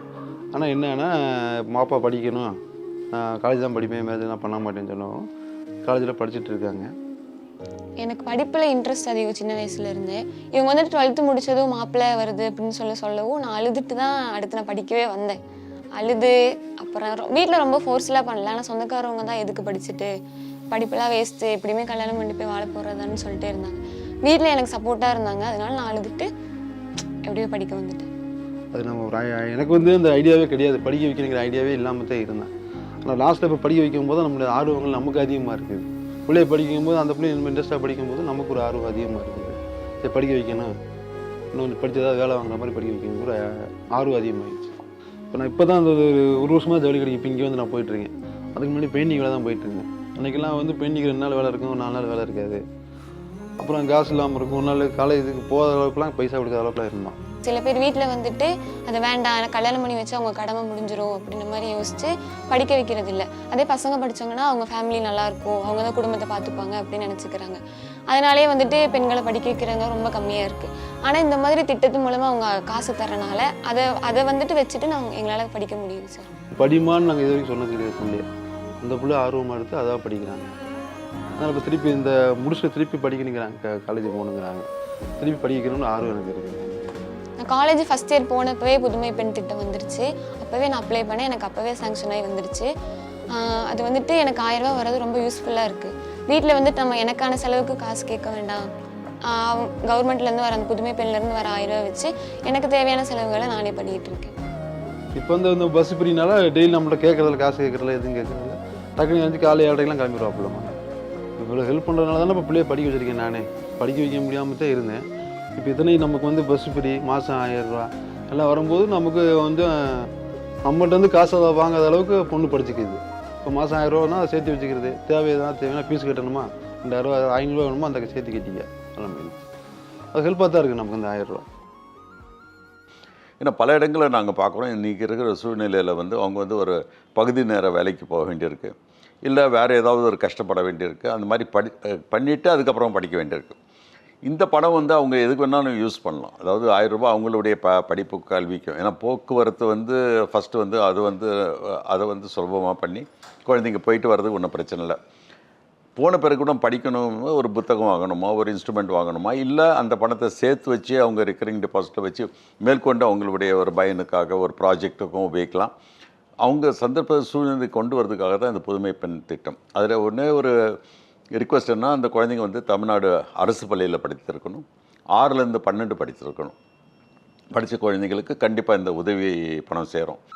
நாங்கள் எப்படின்னா காலைல 8 மணிக்கு நாங்கள் காலேஜ் போக மாட்டோம், டியூட்டி தான் போவோம். பேஷண்ட் எப்படி வருவாங்கன்னு சொல்ல முடியாது. ஆக்சிடென்ட் ஆகி வருவாங்க, அப்படியே ரத்தம் ஓட வருவாங்க, பாய்சன் குடிச்சிட்டு வருவாங்க, வாமிட்டிங், அது மாதிரி நிறையா இருக்கும். எல்லா விதமான கேஸுமே நாங்கள் எமர்ஜென்சி வார்டில் நாங்கள் பார்ப்போம்.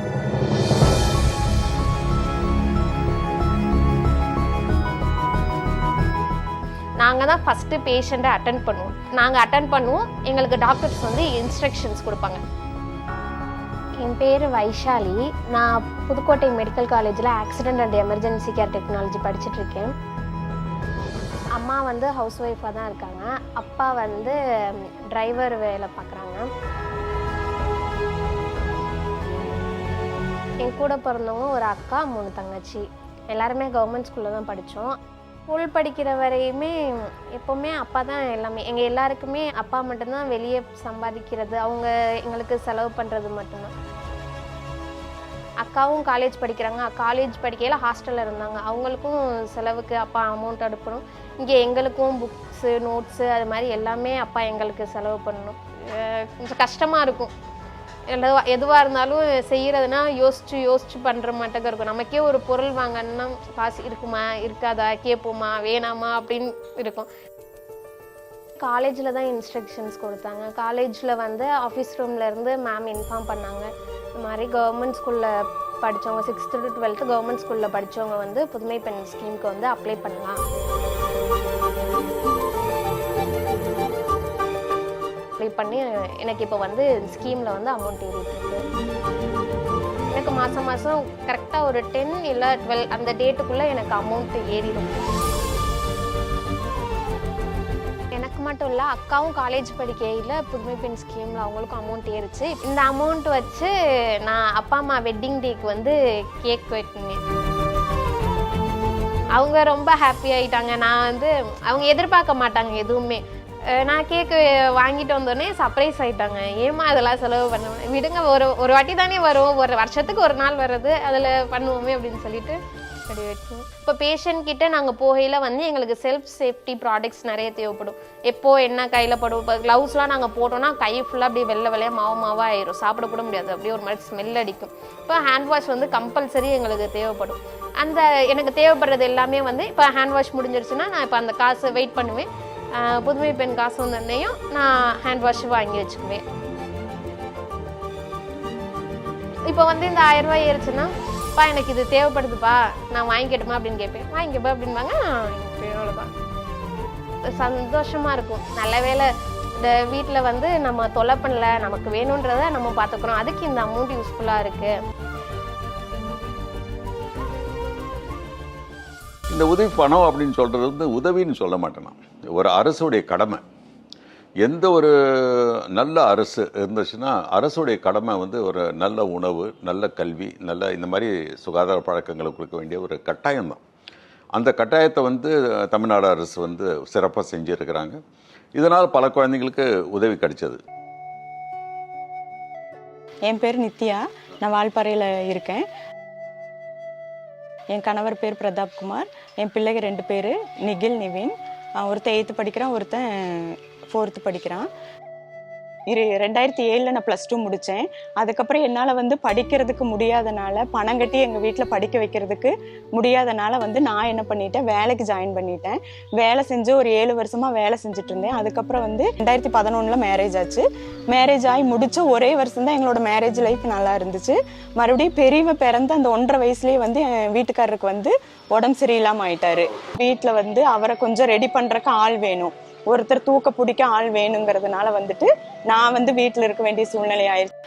மறுபடி வீட்லேயே இருந்து சரி மாடு இருக்குது, ஆடு இருக்குது, அதையவே நம்ம மேனேஜ் பண்ணிக்கலாம், இவங்களே பார்த்துட்டு நம்ம வேலைக்கு போய் வீட்டுக்கு வந்துட்டு மறுபடியும் வீட்டு வேலைகளை பார்க்க முடியாதுன்னு சொல்லிட்டு அந்த மாடு ஆடுகளையே நான் பார்த்துட்டு கொஞ்ச நாளைக்கு வீட்டில் இருந்தேன். வீட்டில் இருந்த இதில் தான் வந்து ஐடிஐ வந்து அறிமுகமாச்சு 2023. அதனால நான் என்ன பண்ணினேன், எனக்கு படிப்பில் ஒரு இன்ட்ரெஸ்ட் இருக்குது, எப்போவுமே இருக்கும். வயசு போனாலுமே அதுக்கப்புறம் நம்மளால் படிக்க முடியுமா அப்படிங்கிறத வந்து யோசனை பண்ணினேன். ஆனால் இங்கே வந்து ஒரு டிஎன்பிஎஸ்சி எழுதுறதா இருக்கட்டும், அதுக்கு வந்து எல்லாமே ஏஜ் லிமிட்டட் வச்சுட்டாங்க. அப்போ வந்து நம்ம அதை சப்போர்ட் பண்ணுறதுனால வாய்ப்பு இல்லை, எனக்கு கிடைக்கல. அப்போ இங்கே வந்து அன்லிமிட்டெட் ஏஜ் வந்து அன்லிமிட்டெட். அப்போ வந்து சரி நம்மளும் வீட்டில் இருக்கிற பெண்கள் நம்மளும் படிக்கலாம் அப்படின்னு சொல்லிட்டு தான் நான் வந்து ஐடிஐ தேர்ந்தெடுத்தேன். மறுபடியும் டெக்ஸ்டைல் மெக்கட்ரானிக் போட்டு இப்போ 2வது ஆண்டு படிச்சுட்டு இருக்கேன். வேண்டாம் விடு, இருக்கிறத மேனேஜ் பண்ணி பசங்களை பாரு, மாடு இருக்குது, ஆடு இருக்குது, அவங்கள அதை பார்த்துட்டு வீட்லேயே இரு அப்படின்னு. இல்லை எனக்கு இது எனக்கு ஒரு ஆப்பர்ச்சுனிட்டி, நீங்களா ஃபீஸ் கட்டி படிக்க வைக்கிறீங்க அப்படிங்கிற மாதிரி அவரை ஒரு கன்வே பண்ணி கிளாஸ்ல ஒரு செமினார் எடுத்தா கூட அந்த வீடியோ கொண்டு வந்து நான் காட்டுவேன் பையங்கள்ட்ட. இங்கே வர அம்மா இத்தனை வயசுக்கு அப்புறம் வந்து இங்கே பாரு எவ்வளோ போர்டு, இங்கே வர சுவிட்ச் போர்டு செஞ்சுருக்கேன் பாரு, லேம்ப் பெரிய வச்சிருக்கேன் பாரு, இங்கே வர செமினார் கிளாஸ் எடுத்திருக்கேன் பாரு அப்படின்னு சொல்லிட்டு அந்த வீடியோ கொண்டு வந்து ஒவ்வொன்றா காட்டுவேன் நான். அம்மா என்னங்கம்மா எங்களுக்கு 35 இயர்ஸ் ஆயிடுச்சு, நீ மறுபடி படிச்சு, அது என் சின்ன பையன் கேட்பா, மறுபடி படிச்சு நீங்கள் வேலைக்கு வர்றதுக்குள்ள நான் வந்து உங்களை வந்து பார்த்துக்கிற நிலைமைக்கு வந்துடுவேனேங்கம்மா அப்படின்னு சொன்னேன். ஒரு ஹோம்ஒர்க் கேட்டேன், அம்மா நீங்கள் எழுதுறீங்களா, அம்மா நீங்கள் படிக்கிறீங்களான்னு நான் வந்து உட்காந்து இங்கே பாரு உனக்கு ஒரு ரோல் மாடலாக இருக்கணும்னு நினைக்கிறேன், அம்மா இந்த வயசுக்கு நான் படிக்கிறேன் அப்படிங்கிற பட்சத்துக்கு நீ தெரிஞ்சுக்கோ. அம்மாவுக்கு அந்த வாய்ப்பு கிடைக்கல. எனக்கெல்லாம் இங்கிலீஷ் பேசணும்னு ரொம்ப ஆசையாக இருந்துச்சு. ஆனால் அதே வந்து நம்மளுக்கு கிடைக்காத இதே நான் பசங்களுக்கு கொடுக்கணும்னு சொல்லித்தான் உன்னை நான் இங்கிலீஷ் மீடியமே சேர்த்திருக்கேன். அந்த சூழ்நிலை எனக்கு அந்த ஸ்டைஃபண்டும் இல்லை, அந்த புதுமை பெண் திட்டம் 1000 ரூபாய் இல்லைனாலும் என்னால் படிச்சிருக்க முடியாது. நான் வீட்லேயே தான் இருந்து ஒன்று ஆடு மாடுகளை பார்த்துட்டு இருந்திருக்கணும், இல்லை குழந்தைகளை பார்த்துட்டு வெளியில் ஏதாவது நான் எங்காவது ஒரு சம்பளத்துக்கோ அந்த மாதிரி தான் நான் வேலைக்கு போயிருக்க முடியும். என்னோட கனவு வந்து இந்த 15 வருஷத்துக்கு அப்புறம் நினைவாகுங்கிற ஒரு நம்பிக்கை இல்லாமல் போயிருக்கு சார்.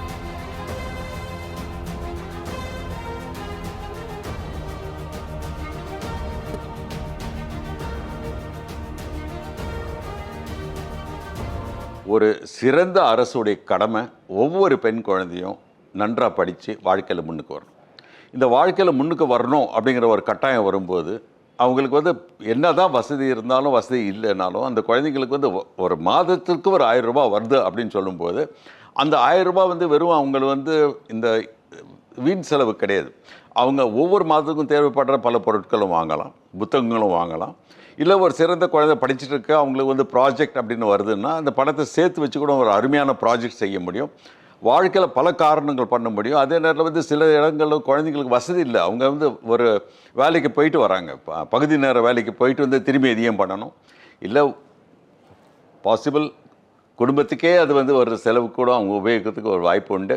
அவங்க வேலைக்கு போயிட்டு காசு கொடுக்க பதிலாக இந்த காசை அவங்க கொடுத்து குடும்பத்தை பாதுகாக்க வாய்ப்புகள் உண்டு. 2 பேரும் போலீஸ் ஆகணும் தான் நான் ஆசைப்படுறேன். டிஎஸ்பி குரூப் 1ல டிஎஸ்பி ஆகணும்.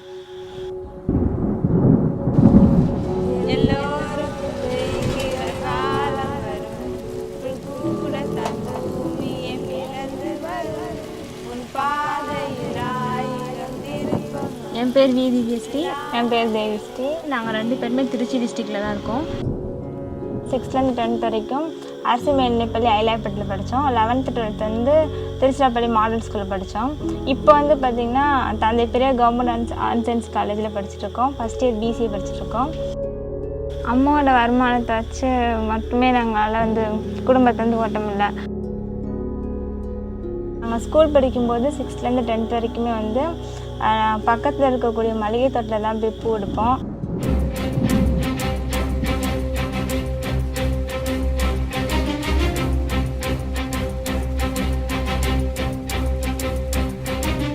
ஒரு வாரம் வந்து 500 ரூபா அந்த மாதிரி கிடைக்கும்.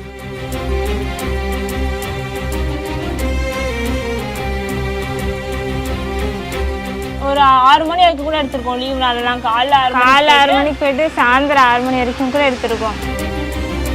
கஷ்டம் வந்துன்னா மருந்து அடிப்பாங்க, அந்த கண்ணெல்லாம் வலிக்கும், கண்ணு வந்து எரியும். 4 மணிக்கு எழுந்திரிச்சிருவோம். சீக்கிரமாக எழுந்திரிச்சு படிச்சுட்டு 2 மணி நேரம் படிச்சுட்டு மறுபடியும் 6 மணிக்கு போயிடுவோம்ல. அது வந்து கொஞ்சம் கஷ்டமாக தான் இருக்கும், மறுபடியும் என்ன ஊருக்கு போகிறது அப்படின்ட்டு.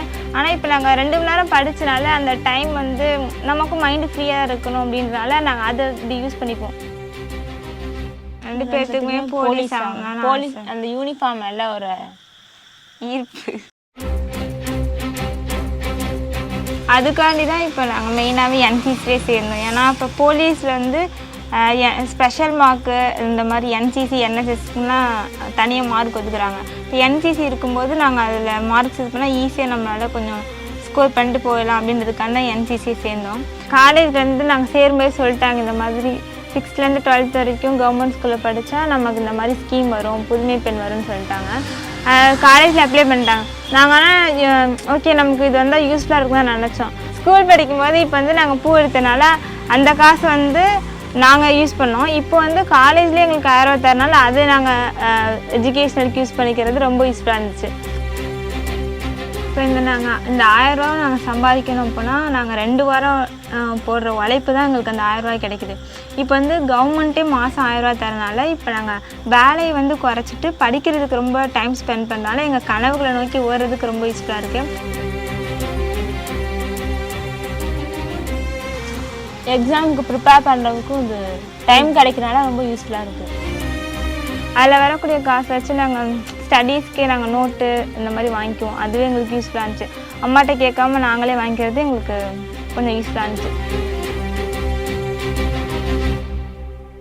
ஸோ அந்த மாதிரி விவசாயிகளோட எல்லாம் நான் பேசும்போதும் கிராமங்களுக்கு செல்லும் போதும் அவங்க வாயில் வர ஒரு உச்சரிப்பு என்னென்னா, இத்தனை நாளாக வந்து குழந்தைங்களை வந்து படிக்க வைக்கணுமா, பெண் குழந்தைய படிக்க வைக்கணுமா, எங்களுக்கு அந்த வசதி இருக்குமாங்கிற கேள்விகள் வந்து பல கிராமங்களில் வருது.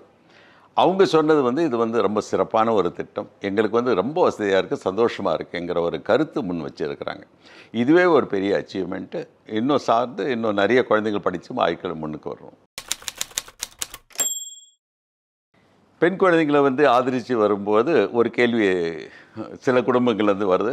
அது என்ன பெண் குழந்தைங்களுக்கு மட்டும், எங்களுக்கு பெண் குழந்தை இல்லை, ஆனால் ஆண் பிள்ளை இருக்குது, படிக்க வைக்கணும், எங்களுக்கு வசதி இல்லை, நாங்கள் என்ன செய்யலாம் அப்படிங்கிற ஒரு கேள்வி வரும்போது அரசு வந்து யோசித்து 2024 இல்லை ஆண் குழந்தைங்களுக்கு நாங்கள் உதவி செய்கிறோம். ஆனால் அதுக்கு ஒரு கட்டாயம் என்னென்னா 6லேருந்து 12 அவங்க தமிழ் மீடியத்தில் படிச்சிருக்கணும். தமிழ் மீடியம் படிச்சிருந்தாங்கன்னா அந்த குழந்தைங்களுக்கு கண்டிப்பாக வந்து உற்சாகம் ஊட்டி அவங்களுக்கு வந்து வெறும் மேல் படிப்புன்னு சொல்லும்போது நிறைய குழந்தைங்க வந்து வெறும் கிராஜுவேட் ப்ரோக்ராம் அப்படின்னு கூட நினைக்கலாம். இது வெறும் கிராஜுவேட் ப்ரோக்ராம்ன்ற டிகிரி, அதாவது ஆர்ட்ஸ் அண்ட் சயின்ஸ் மட்டும் இல்லை, எந்த யூஜி ப்ரோக்ராம் இருந்தாலும் சரி, அது டிப்ளமா இருந்தாலும் சரி, டிகிரி இருந்தாலும் சரி, சர்டிஃபிகேட் இருந்தாலும் சரி, அதுக்கு எல்லாத்துக்கும். ஆனால் தமிழ் மீடியத்தில் அவங்க வந்து 6லேருந்து 12 படிச்சிருந்தாங்கன்னா இந்த குழந்தைங்களுக்கு வந்து அந்த ஒரு 1000 ரூபாய் மாதத்துக்கு அவங்களுக்கும் டைரெக்டாக போகும். இது ஒரு முக்கியமான கருத்து என்னென்னா, புதுமை பெண் திட்டமாக இருக்கட்டும், தமிழ் புதல்வன் திட்டமாக இருக்கட்டும், இந்த 2 திட்டத்தையும் வந்து நடுவில் யாரும் வரப்போகிற வாய்ப்பே கிடையாது. காசு நேராக அந்த குழந்தையுடைய அவங்களுடைய அக்கௌண்ட்டில் டைரெக்டாக போய் சேரும். அதனால் குழந்தைங்களுக்கு வந்து ஒரு ஓனர்ஷிப், பொறுப்பு வரும். என் பேங்க்கில் என் பணம் சேருது அப்படின்னு வரும்போது கண்டிப்பாக வந்து நிறைய குழந்தைங்களுக்கு ஒரு பொறுப்பு, என் பணத்தை நான் எப்படி செலவழிக்கணும். ஸோ பொருளாதாரத்தையும் இன்டைரக்டாக நாங்கள் சொல்லித்தரோம் இந்த திட்டங்கள் மூலியமாக. ஒரு ரெஸ்பான்சிபிலிட்டி, ஓனர்ஷிப்பும் வரும்போது நிறைய குழந்தைங்க படித்து முன்னுக்கு வரும்போது கண்டிப்பாக வந்து அந்த குடும்பங்கள் முன்னேறும். குடும்பங்கள் முன்னேறிச்சுன்னா அந்த ஒரு கிராமமோ ஒரு டவுனோ ஒரு நகரமோ முன்னேறதுக்கு வாய்ப்புகள் உண்டு. நம்ம நகரம் மாநிலமே முன்னேறதுக்கு பல விதமான வாய்ப்புகள் உண்டு.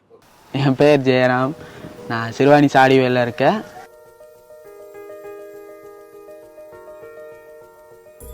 கோவை கலைமகள் காலேஜில் 3rd இயர் பிகாம் சிஏ படிச்சுட்டு வரேன். எங்கள் அம்மா பேர் கவிதா, ஃபாரஸ்ட்டில் கூலி வேலை பார்த்துட்ருக்காங்க. பர்மனெண்டெல்லாம் கிடையாதுங்க, கூலி வேலை தான்.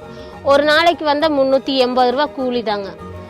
ஏன்னா நான் லீவ் போட்டு ஏதோ லீவ் உடம்பு சரியில்லாத லீவ் இருந்தாலும் நம்மளுக்கு சம்பளம் கொடுக்க மாட்டாங்க. அதை வச்சுட்டு தான் நான் அந்த 3 பசங்களையும் ஜமாளித்து எப்படியோ கஷ்டப்பட்டு வேலை செஞ்சிட்ருக்குறேங்க. அப்புறம் வீக்கெண்டனா நான் இங்கே டீ கடைக்கு வேலைக்கு போயிடுவேன். வாழைக்காய் சீவுவேன். அப்புறம் ஏதாச்சும் காய்கறி வேணுன்னா வெட்டி கொடுத்துட்டு இருப்பேன். இவன் வந்து என்ற சூழ்நிலையை புரிஞ்சுட்டு நான் வேலைக்கு போகிறேம்மா அப்படிங்கிறா. வேண்டாப்பா, நீ வேலை செஞ்சுட்டே இருந்தாலும் நீ படிக்கணும், நீ படிக்காமல் நிறுத்தக்கூடாதுன்னு நான் சொல்வேனுங்க. ஒரு நாளைக்கு 300 ரூபா கொடுப்பாங்க, 2 நாளைக்கு 600 ரூபா. சனி ஞாயிறு மட்டும் போயிட்டு வந்துட்டே இருப்பேன். என் பெரிய பையன் வந்து படிச்சுதுங்க, +2 முடிச்சு காலேஜே போனாங்க. 3 மாதம் இருந்தானுங்க. 3 மாதத்துக்கு அப்புறம் அவங்க அப்பா இறந்துருச்சு. அப்புறம் அங்கே வந்து மாதம் 5000 பணம் கட்டணும், ஹாஸ்டல் ஃபீஸ் கட்ட முடியலைங்க. எனக்கு கலைமகள் காலேஜில் தான் தமிழ் புதல்வன் ஸ்கீம் சொன்னாங்க, அவங்களே அப்ளை பண்ணி கொடுத்தாங்க.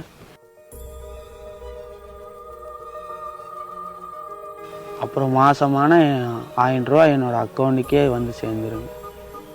இப்போ தமிழ் புதல்வன் பணம் வர்றதுனால நான் இப்போ டீ கடைக்கு வேலைக்கு போகிறத கொஞ்சம் கம்மி பண்ணிவிட்டு படிக்கிறதுக்கு கொஞ்சம் டைம் ஸ்பெண்ட் பண்ணிட்டுருக்கேன். நான் நிறைய ப்ரைவேட் இன்ஸ்டிடியூஷன்ஸ் பற்றி எனக்கு நல்லா தெரியும். எல்லா இடத்துலையுமே ரொம்ப படிக்கிறவங்க ரொம்ப கஷ்டப்பட்டு தான் படிக்கிறாங்க. அந்த சமயத்தில் இந்த தமிழ் புதல்வன் ஸ்கீம் வந்து கவர்மெண்ட் இன்ட்ரடியூஸ் பண்ணது எங்களை மாதிரி ஒரு கிராமத்தை பேஸ் பண்ணி இருக்கிற ஒரு கல்லூரிக்கு வந்து எங்கள் ஸ்டூடெண்ட்ஸுக்கு ரொம்ப ஹெல்ப்ஃபுல்லாக இருக்குது. எங்கள் அம்மா கூலி வேலைக்கு போனாங்க, அதனால் இந்த 1000 ரூபா இருக்கிறனால அவங்கக்கிட்ட காசு கேட்குறதில்ல. எனக்கு பிடிச்சது வாங்கி சாப்பிடுவேன், வாங்கி நோட்டை எங்கேயாச்சும் வாங்கி வச்சுக்குவேன். மாதம் 1000 ரூபாங்கிறது எங்கள் ஸ்டூடெண்ட்ஸுக்கு ஒரு பெரிய விஷயம். அவங்களுக்கு இந்த கல்லூரியை பொறுத்த வரைக்கும் நிறைய ஸ்டூடெண்ட்ஸ் வந்து காலை வேலை சாப்பிடாமல் வருவாங்க. ஏன்னா 9 o'clock காலேஜ், சாப்பிடாம கூட வருவாங்க.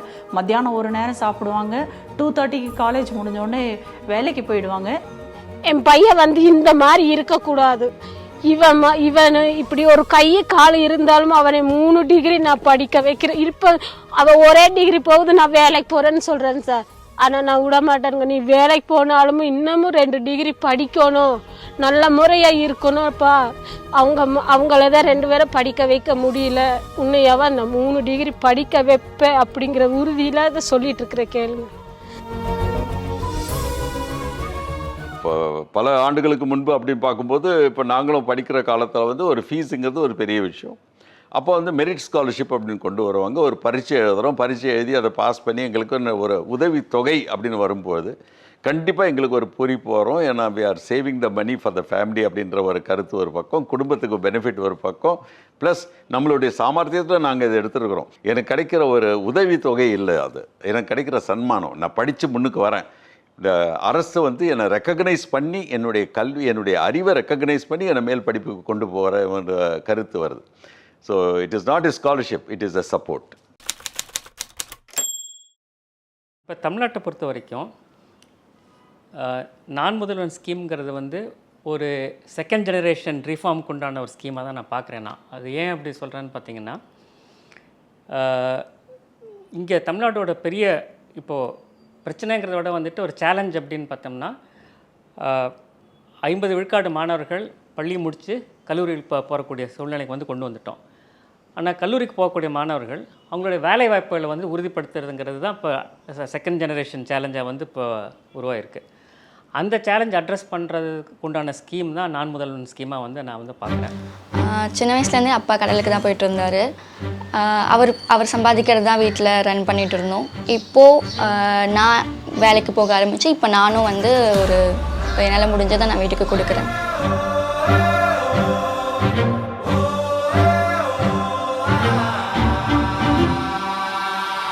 என்னோடய பேர் சாந்தினி. நான் பிஎஸ்சி கம்ப்யூட்டர் சயின்ஸ் படிச்சிருக்கேன். என்னோடய ஃபேமிலியில் வந்து நான், என் தங்கச்சி, எங்கள் அப்பா, எங்கள் அம்மா. எங்கள் அப்பா வந்து கடலுக்கு போகிறாரு. எங்கள் அம்மா வந்து ஹவுஸ் ஒய்ஃப் தான். எங்கள் அம்மா தான் எனக்கு எல்லாமே. நான் வேலைக்கு போகணுன்ற வரைக்கும் சப்போர்ட் பண்ணதே எங்கள் அம்மா தான். எங்கள் வீட்டிலலாம் போகக்கூடாது அப்படின்ற மாதிரி சொல்லுவாங்க, ஏன் படிக்கக்கூடாதுன்னு வரைக்கும் சொன்னாங்க. எங்கள் அம்மா தான் வந்து வேலைக்கு போட்டோம், என்ன இப்போலாம் ஜென்ரேஷன் மாறிடுச்சு அப்படின்னு சொல்லி எனக்கு சப்போர்ட் பண்ணதே எங்கள் அம்மா தான். ஒரு கவர்மெண்ட் எய்டட் ஸ்கூலில் தான் படித்தேன். தென் அதுக்கப்புறம் நான் கவர்மெண்ட் காலேஜ் தான் படித்தேன். குயின் மேரிஸ் காலேஜில் படித்தேன் மயிலாப்பூரில். பிஎஸ்சி கம்ப்யூட்டர் சயின்ஸ் பண்ணியிருக்கேன். நான் முதல்வன் போர்ட்டல் மூலயமா தான் HCLல நான் ப்ளேஸ் ஆனேன். இப்போ நான் HCL சோழிங்கநல்லூரில் ஒர்க் பண்ணிகிட்ருக்கேன் கிராஜுவேட் ட்ரெயினியாக. அது மட்டும் இல்லை, நான் முதல்வன் நாங்கள் நிறைய கோர்சஸ்லாம் படிச்சிருக்கோம். இந்த மாதிரி பைத்தான், க்ளவுட் இன்ஃப்ராஸ்ட்ரக்சர்ஸ், இதெல்லாம் வந்து எங்களுக்கு இன்டர்வியூவில் பாஸ் பண்ணுறதுக்கு கொஞ்சம் ஹெல்ப்ஃபுல்லாக இருந்துச்சு. இந்த ஆப்பர்ச்சுனிட்டினால தான் நான் ப்ளேஸ் ஆனேன் HCLல. பொதுவாகவே பெருசாக பேச மாட்டேன். பப்ளிக் ஸ்பீக்கிங்னாலே எனக்கு பயம். ஸோ இந்த மாதிரி ட்ரைனிங்லாம், சாஃப்ட் ஸ்கில் ட்ரைனிங் மூலிமா கான்ஃபிடென்ட்டாக எப்படி நம்ம எல்லார் முன்னாலையும் பேசுகிறது, ஒருத்தங்கிட்ட எப்படி கான்வர்சேஷன் வச்சுக்கிறது, இன்டர்வியூஸ்லாம் நம்ம எப்படி அட்டென்ட் பண்ணுறது அப்படின்றதெல்லாம் வந்து அந்த ஸ்கில்ஸில், சாஃப்ட் ஸ்கில்லில் நடந்துச்சு. ஸோ அது எங்களுக்கு ரொம்ப யூஸ்ஃபுல்லாக இருந்துச்சு. எனக்கு ரொம்ப பர்சனலாக யூஸ்ஃபுல்லாக இருந்துச்சு. இந்த கோர்சஸ்லாம் வெளியே படிச்சிருந்தா வந்து செலவாயிருக்கும். அவ்வளோ காசு கொடுத்து படிக்கிற அளவுக்கு நாங்கள் அவ்வளோ இது இல்லை, மிடில் கிளாஸ் ஃபேமிலி தான். பட் ஆனால் இது ஃப்ரீயாக படித்ததுனால எங்களுக்கு அது யூஸ்ஃபுல்லாக இருந்துச்சு. எனக்கு ஐடியில் போகணுன்னு சின்ன வயசுலேருந்தே ஒரு மெச்சூர்டான ஏஜ்லேருந்தே எனக்கு தோணுச்சு. ஸோ அதனால தான் நான் கம்ப்யூட்டர் சயின்ஸ் எடுத்து படித்தேன். ஐடியில் சேரணும் அப்படின்ற ஒரு ஆசையில் தான் கம்ப்யூட்டர் சயின்ஸ் எடுத்து படித்தேன். பட் உடனேலாம் எல்லாருக்கும் வேலை கிடைக்காதுல்ல. ஜாப் மார்க்கெட் பற்றி எல்லாருக்குமே தெரியும். டக்குன்னு எடுத்த உடனே நமக்கு வந்து வேலை கிடைக்காது. ஃபஸ்ட்டு எங்கள் வீட்டில் யாருமே ஃபஸ்ட்டு கிராஜுவேட்டு கிடையாது, படித்ததே கிடையாது. நான் தான் ஃபஸ்ட்டு கிராஜுவேட்டடு. ஸோ அதனால் வந்து ஃபஸ்ட் டைம் வேலைக்கு போகிறதும் நான் தான் இந்த வீட்டில். ப்ளேஸ் ஆன உடனே எனக்கு நான் நம்பவே இல்லை, நான் அங்கே தான் ப்ளேஸ் ஆகிட்டேன் அப்படின்னு சொல்லிட்டு ரொம்ப ஹாப்பியாக இருந்துச்சு. ஃபேமிலிக்கிட்ட, ஃப்ரெண்ட்ஸ்கிட்ட எல்லாருக்கிட்டையும் நான் ஷேர் பண்ணேன். எங்கள் அப்பா ஒரு சம்பளத்தை வச்சுக்கிட்டு நாங்கள் எல்லாருமே படிக்கவும் முடியாது, ஹையர் ஸ்டடீஸ் பண்ணணும்னா காசு செலவாகும். இப்போது நான் ஜாப் போய் இப்போ என்னோடய ஸ்டடீஸ்க்கு நான் வந்து பார்த்துக்கலாம். இப்போ என்ன நான் பார்த்துக்கிற அளவுக்கு நான் வந்து இருக்கேன். இந்த நான் முதல்வன் ஸ்கீம் மூலயமா நான் மட்டும் இல்லை, என்னை மாதிரி நிறைய பேர் ப்ளேஸ் ஆகிருக்காங்க. என் ஃப்ரெண்ட்ஸும் ப்ளேஸ் ஆகிருக்காங்க. HCL, இன்ஃபோசிஸ், இந்த மாதிரி நிறைய கம்பெனியில் ப்ளேஸ் ஆகிருக்காங்க. இந்த மாதிரி ஒரு ஸ்கீம் வந்து நிறைய பேருக்கு நிறைய ஆப்பர்ச்சுனிட்டிஸ் க்ரியேட் பண்ணி கொடுக்குது. ஸோ இந்த மாதிரி ஸ்கீமை கொண்டு வந்ததுக்கு நான் முதல்வனுக்கும், நான் முதல்வன் டீமுக்கும், அரசுக்கும் நான் நன்றி சொல்லிக்கிறேன்.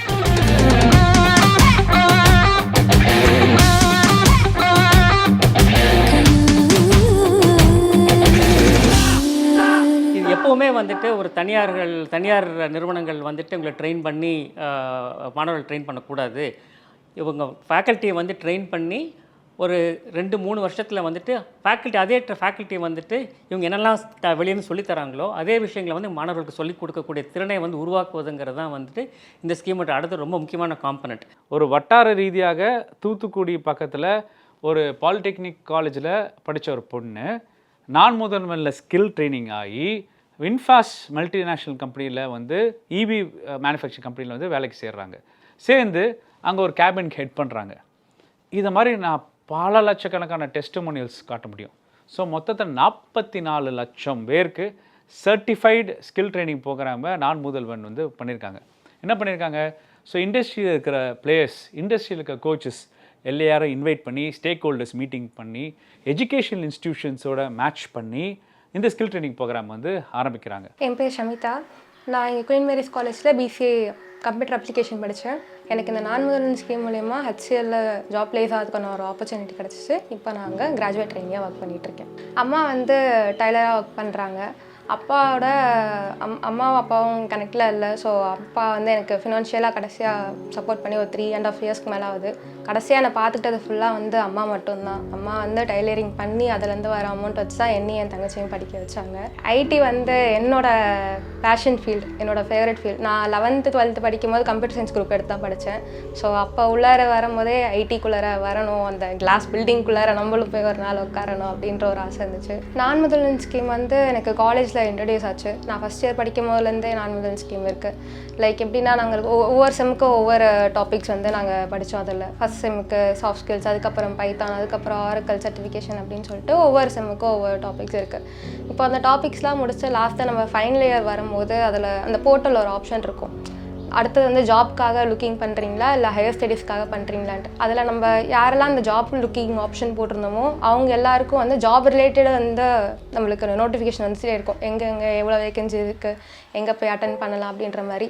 அதில் நான் வந்து லுக்கிங் ஃபார் ஜாப் தான் போட்டிருந்தேன். ஸோ அதுக்கப்புறம் HCLல வந்து இன்டர்வியூ வராங்க அப்படின்னு சொல்லி எனக்கு எங்கள் பிளேஸ்மெண்ட் மேம் சொல்லியிருந்தாங்க. ஸோ அதுக்கப்புறம் அங்கே அப்ளை பண்ணி அதுக்கப்புறம் தான் என்னோடய HCL பயணம் ஸ்டார்ட் ஆச்சு. இதே கோர்ஸை நான் வெளியே போய் படிச்சிருந்தேன்னா கண்டிப்பாக 50,000 ப்ளஸ் ஒரு கோர்ஸ்க்கு அப்படின்னு சொல்லி வாங்குவாங்க. ஸோ அதை அஃபோர்ட் பண்ணி படிக்கிற அளவுக்கு ஃபினான்ஷியல் ஸ்டேட்டஸ் எனக்கு அப்போது இல்லவும் இல்லை, என்னால் அப்போ பண்ணவும் முடியல. அது எல்லாமே வந்து எனக்கு ஃப்ரீயாக கற்றுக்கிட்டது வந்து ஒரு மிகப்பெரிய பெனிஃபிஷரியாக நான் பார்க்குறேன். லைக் வெளியே ஒரு சாதாரணமாக ஒரு இன்டர்வியூ எடுக்க போனாலே ஒரு 10,000 ப்ளஸ் ஒரு கம்பெனிக்கு போய் லுக்கிங் ஃபார்வர்டு பார்ப்பாங்க. ஸோ அப்படிலாம் வந்து இது பண்ணாமல் ஸ்ட்ரெயிட்டாக ஒரு ஆப்பர்ச்சுனிட்டி கொடுத்து நாங்கள் இத்தனை ரவுண்ட்ஸ் கண்டக்ட் பண்ணுறோம், இதெல்லாம் நீங்கள் செலக்ட் ஆகிட்டிங்கன்னா உங்களை ஸ்ட்ரெயிட்டாக நாங்கள் ஜாப்க்கு எடுத்துக்கிறோம் அப்படின்ற ஸ்ட்ரெயிட் ஃபார்வர்டு ஆப்பர்ச்சுனிட்டி வந்து நான் முதல்வன் கொடுத்ததுக்கு என்னோடய சார்பாக நான் நன்றி தெரிவிச்சுக்கிறேன். இப்போது நான் ஃபினான்ஷியலாக இண்டிபெண்ட்டாக இருக்கேன். இது வந்து நான் ரொம்ப எதிர்பார்த்த விஷயம். காலேஜ் முடிச்சுட்டு யார் அம்மாட்டியோ, ஏன்னா 3 வருஷம் அவங்க எனக்காக ஸ்ட்ரகிள் பண்ணதே வந்து நான் ரொம்ப பெரிய விஷயமாக பார்க்குறேன். அப்போ வந்து ஒரு சின்ன இதாக ஒரு அமௌண்ட் கேட்கணுனாலுமே எனக்கு அவ்வளோ தயக்கமாக இருக்கும். அவ்வளோ கஷ்டப்பட்டு கேட்குற மாதிரியே இருக்கும். எப்படி சொல்ல, உள்ளுக்குள்ள ஒரு மாதிரி குத்திக்கிட்டே இருக்குன்னு வச்சுக்கோங்களேன். இப்போ வந்து நான் கொடுக்குறேன் மாதம் வீட்டில். அது வந்து என்னோடய க்ரோத்தாக நான் பார்க்குறேன். நான் ஃபினான்ஷியலாக இண்டிபெண்ட்டாக இருக்குன்னு நினச்சேன். இப்போது என்னால் என் அம்மாவையும் என் தங்கச்சியும் பார்த்துக்க முடியும். என் அம்மாவோட சுமையை கொஞ்சம் குறைக்கிறேன், என் தங்கச்சியை நான் பார்த்துக்கிறேன் இப்போது. ஸோ இந்த மாதிரி ஒரு ஸ்கீமை வந்து இன்ட்ரடியூஸ் பண்ணி அதை எனக்கு என் ஃப்ரெண்ட்ஸ் எல்லாருக்கும் இங்கே இருக்க யங்ஸ்டர்ஸ் எல்லாத்துக்கும் ஒரு ஆப்பர்ச்சுனிட்டி கொடுத்ததுக்கு நான் முதல்வன் டீமுக்கும் தமிழ்நாடு கவர்மெண்ட்டும் என்னோட சார்பாக நான் நன்றி தெரிவிச்சுக்கிறேன். நாங்கள் இந்த நான் முதல்வன் சர்டிஃபிகேட்டோட வந்து வேலை கிடச்சி போகிறாங்க இல்லைங்களா, எந்தெந்த கம்பெனிஸ்க்கெல்லாம் போயிருக்காங்களோ அந்த கம்பெனிஸில் அங்கே இருக்கிற ஹெச்ஆர் மேனேஜர்ஸோடையும் வந்து இன்ட்ராக்ட் பண்ணோம். நாங்கள் அவங்க எப்படி பார்க்குறாங்க, இவங்க இந்த மாதிரி சர்டிஃபிகேட்டோட வந்திருக்காங்க, இப்படிப்பட்ட மாணவர்களுக்கும் இதுக்கு முன்னாடி ரெக்ரூட் பண்ண மாணவர்களுக்கும் வித்தியாசம் இருக்கா இல்லையான்ற மாதிரி ஒரு கேள்வி வந்து வச்சுருந்தோம். அப்போ 100% அவங்க சொன்னாங்கனாக்கா கண்டிப்பாக வித்தியாசம் தெரியுது. இவங்க இந்த மாதிரி விஷயங்கள்லாம் முன்னாடி வந்து கேள்வி டக்குன்னு சொல்ல மாட்டாங்க. ஆனால் இப்போ வந்து இந்த அளவுக்கு வந்து அவங்க வந்துட்டு சொல்ல முடியுது அவங்களால, எங்களுக்கு ரொம்ப யூஸ்ஃபுல்லாக இருக்குது அப்படின்ற மாதிரி இண்டஸ்ட்ரி ஆட்களும் வந்து சொல்கிறாங்க. அதுதான் வந்து நமக்கு என்னை பொறுத்த வரைக்கும் அதுதான் பெரிய சக்ஸஸ் நினைக்கிறேன் நான். பேருங்க அண்ணா பெரியார் முத்தமிழின் கலைஞர் கான்செப்ட் என்னென்னா, தமிழ்நாட்டு முதல்வர் என்ன ஃபாலோ பண்ணுறாங்கன்னா, இன்வெஸ்ட்மெண்ட் அப்படின்னு சொல்லும் போது இன்வெஸ்ட்மெண்ட் எதில், human investment in education, investment in health. இது ரெண்டும் நம்ம பண்ணனால தான் ஒரு நல்ல ஒரு ஸ்கில்டு ஒர்க் ஃபோர்ஸ் உருவாக்கிட்டோம். நீங்கள் ஸ்கில் ஒர்க் ஃபோர்ஸை உருவாக்கிட்டால் அவன் செல்ஃப் சஃபிஷியன்சிக்கு ஒர்க் பண்ணிகிட்டே இருப்பாங்க. அப்போ செல்ஃப் சஃபிஷியன்சிக்கு அவன் ஒர்க் பண்ணும்போது தன்னிச்சையான ஒரு பொருளாதாரம் வரும். ஒரு தன்னிச்சையான பொருளாதாரம் செல்ஃப் சஃபிஷியன்சி வரும்போது அது கம்யூனிட்டி கான்ட்ரிபியூஷன், ஸ்டேட்டோட கான்ட்ரிபியூஷன் இந்த கண்ட்ரிக்கான கான்ட்ரிபியூஷனாக மாறிடுது. ஸோ வரி கட்டாத ஒரு சமூகத்தை வந்து வரி கட்டும் சமூகமாக மாற்றுறது தமிழ்நாட்டை ஒரு பெரிய ரெவல்யூஷன் பண்ணியிருக்கு. சமூக மருத்துவம் என்ற ஒரு அடிப்படை இருக்குது. அது என்ன சமூக மருத்துவம் நீங்கள் நினைக்கலாம்.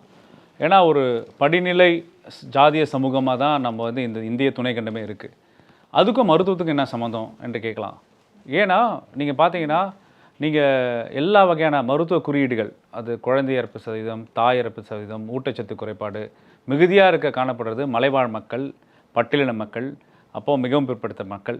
அதே நேரத்தில் நீங்கள் பொருளாதாரத்தில் அதே மாதிரி சமூகத்தில் மேல் ஜாதியினருக்கு அவங்களுக்கு சுகாதார அடிப்படை பார்த்திங்கன்னா அது இந்த மருத்துவ குறியீடுகள் வந்து வளம் வாய்ந்த குறியீடுகளாக இருக்கும்.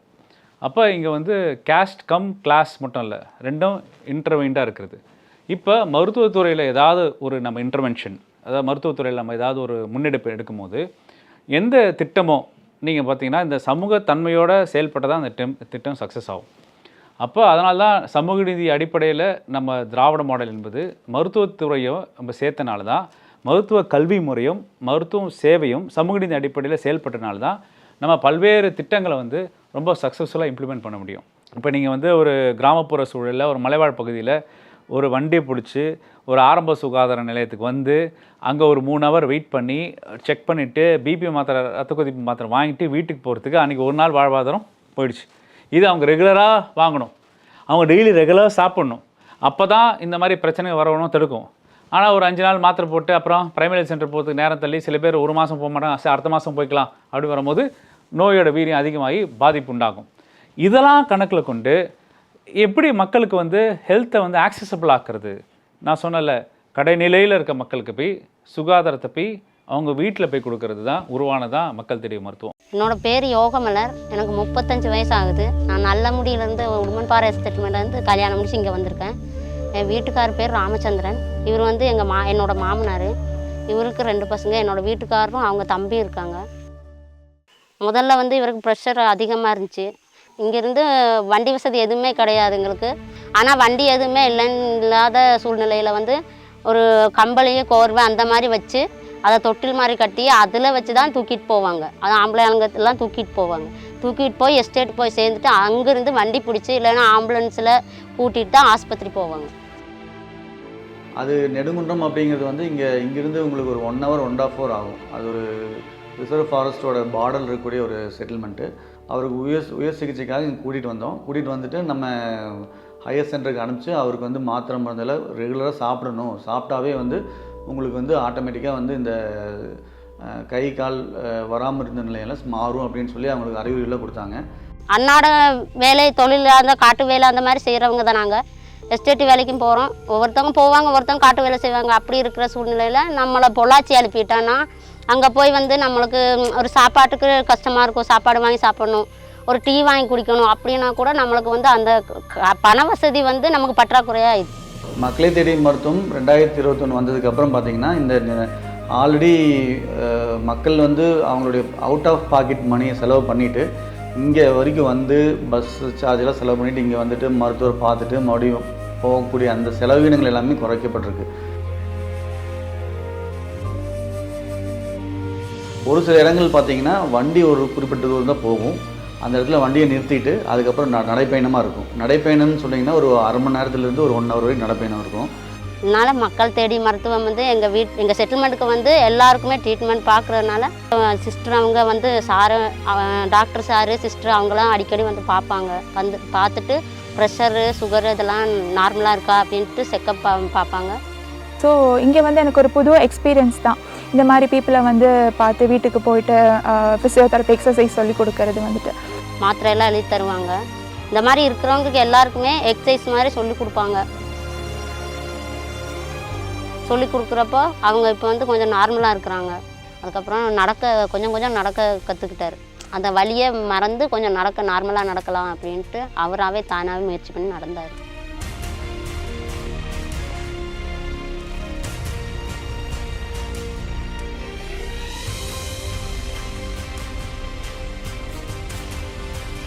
இங்கே வந்து பார்க்குறாங்க, இங்கே வந்து ஊசி போடுறாங்க, மருந்து தராங்க. அதனால எங்களுக்கு வந்து கொஞ்சம் கஷ்டம் இல்லாமல் கொஞ்சம் ரிலீஃபாக இருக்குது. வீட்டில் வந்து பார்க்குறப்ப நம்மளுக்கு அங்கிட்டு போய் கஷ்டப்படுற கஷ்டம் இல்லைங்க. அதனால வீட்டில் வந்து பார்க்குறது தான் நல்லாயிருக்கு. மக்கள் இதே மாதிரி எப்பயுமே மக்கள் தேடி மருத்துவம் எங்களுக்கு வந்து எல்லா சலுகைகளையும் செய்யணும்னு நான் கேட்குறேன். மக்களை தேடி மருத்துவத்தில் வந்து 2-3 காம்பனண்ட் உண்டு. ஒன்று வந்து 45 வயதுக்கு மேற்பட்ட எல்லாருக்கும் வந்து நம்ம ஸ்க்ரீன் பண்ணுறது. 2வது வந்து சர்க்கரை நோய் ரத்த அழுத்தம் உள்ளவர்களுக்கு அவர்களுக்கு மாதம் டெஸ்ட் பண்ணிவிட்டு அவர்களுக்கு மாதம் அவங்க மாத்திரை கொடுக்குறது. அப்புறம் 3 மாதத்துக்கு ஒரு முறையோ 6 மாதத்துக்கு ஒரு முறையோ தேவைப்பட்டால் பிரைமரி ஹெல்த் சென்டருக்கு அழைச்சிட்டு வந்து டாக்டர்கிட்ட மறுபடியும் பீரியாடிக் செக் பண்ணுறது, மாத்திரை ஆல்ட்ரு பண்ணணுமா ஆல்ட்ரு பண்ண வேண்டாமா இதெல்லாம் பார்க்குறது. இது ஒரு பக்கம். ரெண்டாவது பக்கம் வந்து ஸ்ட்ரோக் வந்து பக்கவாதம் நோய் வந்து எழுந்திரிச்சு வெளியே வர முடியாத இருப்பாங்க, அவங்களுக்கு ஃபிசியோதெரப்பி தேவைப்படும். இந்த ஃபிசியோதெரப்பி அவர்களுக்கு வீட்டில் போய் ஃபிசியோதெரப்பி கொடுக்குது. ஏன்னா அவர்களால் வந்து பண்ண முடியாது. ஆகவே ட்ரெயின்டு ஃபிசியோதெரபிஸ்ட்டை அவர்கள் வீட்டுக்கு அனுப்பிச்சு அவங்களுக்கு தேவையான ஸ்பெசிஃபிக் ஃபிசியோதெரப்பி, எல்லாருக்கும் ஒரே ஃபிசியோதெரப்பி தேவைப்படாது, அது உங்களுக்கு தெரியும். ஒருத்தருக்கு ஒரு விதமான ஃபிசியோதெரப்பி தேவை, ஒரு விதமான டியூரேஷன்ஸ் தேவை, பீரியாடிசிட்டி தேவை. இதெல்லாம் வந்து கணக்கு பண்ணி அந்த physiotherapy tailored to that individual patient. சில சமயம் ஒரே ஒரு ஆள் இருக்கலாம், அவருக்காக போவாங்க. ஏன்னா ஹீ மேட்டர்ஸ், அவர் தமிழ்நாட்டினுடைய ஒரு பிரஜை, அவருக்காக தான் இந்த அரசாங்கமே நடக்குது. அதை ப்ரூவ் பண்ணுறது தான் இந்த திட்டமே. அவருக்காகவும் நாம் இருக்கிறோம். மூன்றாவது வந்து கிட்னி ஃபெயிலியர் இருக்கவங்க வந்து அவங்களுக்கு 2 ஆப்ஷன் தான் உண்டு. ஒன்று டிரான்ஸ்பிளான்ட் பண்ணணும், இல்லை டயாலிசிஸ் பண்ணணும். டிரான்ஸ்பிளான்ட் பண்ண முடியாத வயதானவர் இருக்காங்கன்னு வைங்களேன், கூட அவர்களுக்கு வேறு நோய்கள் இருக்குது, அவங்களுக்கு டிரான்ஸ்பிளான்ட் பண்ண முடியாது, அல்லது டிரான்ஸ்பிளான்ட்டுக்கு ஆர்கன் கொடுக்க யாரும் இல்லை வைங்களேன், அவங்களுக்கு டயாலிசிஸ் தான் பண்ணணும். டயாலிசிஸ் பண்ணணும்னா வாரத்துக்கு 3 தடவை நீங்கள் மருத்துவமனைக்கு வரணும். எல்லாராலையும் வாரத்துக்கு 3 தடவை ஒரு பஸ் ஏறி வந்து 3 மணி நேரம் டயாலிசிஸ் பண்ணிட்டு திரும்பி வீட்டுக்கு போக முடியாது.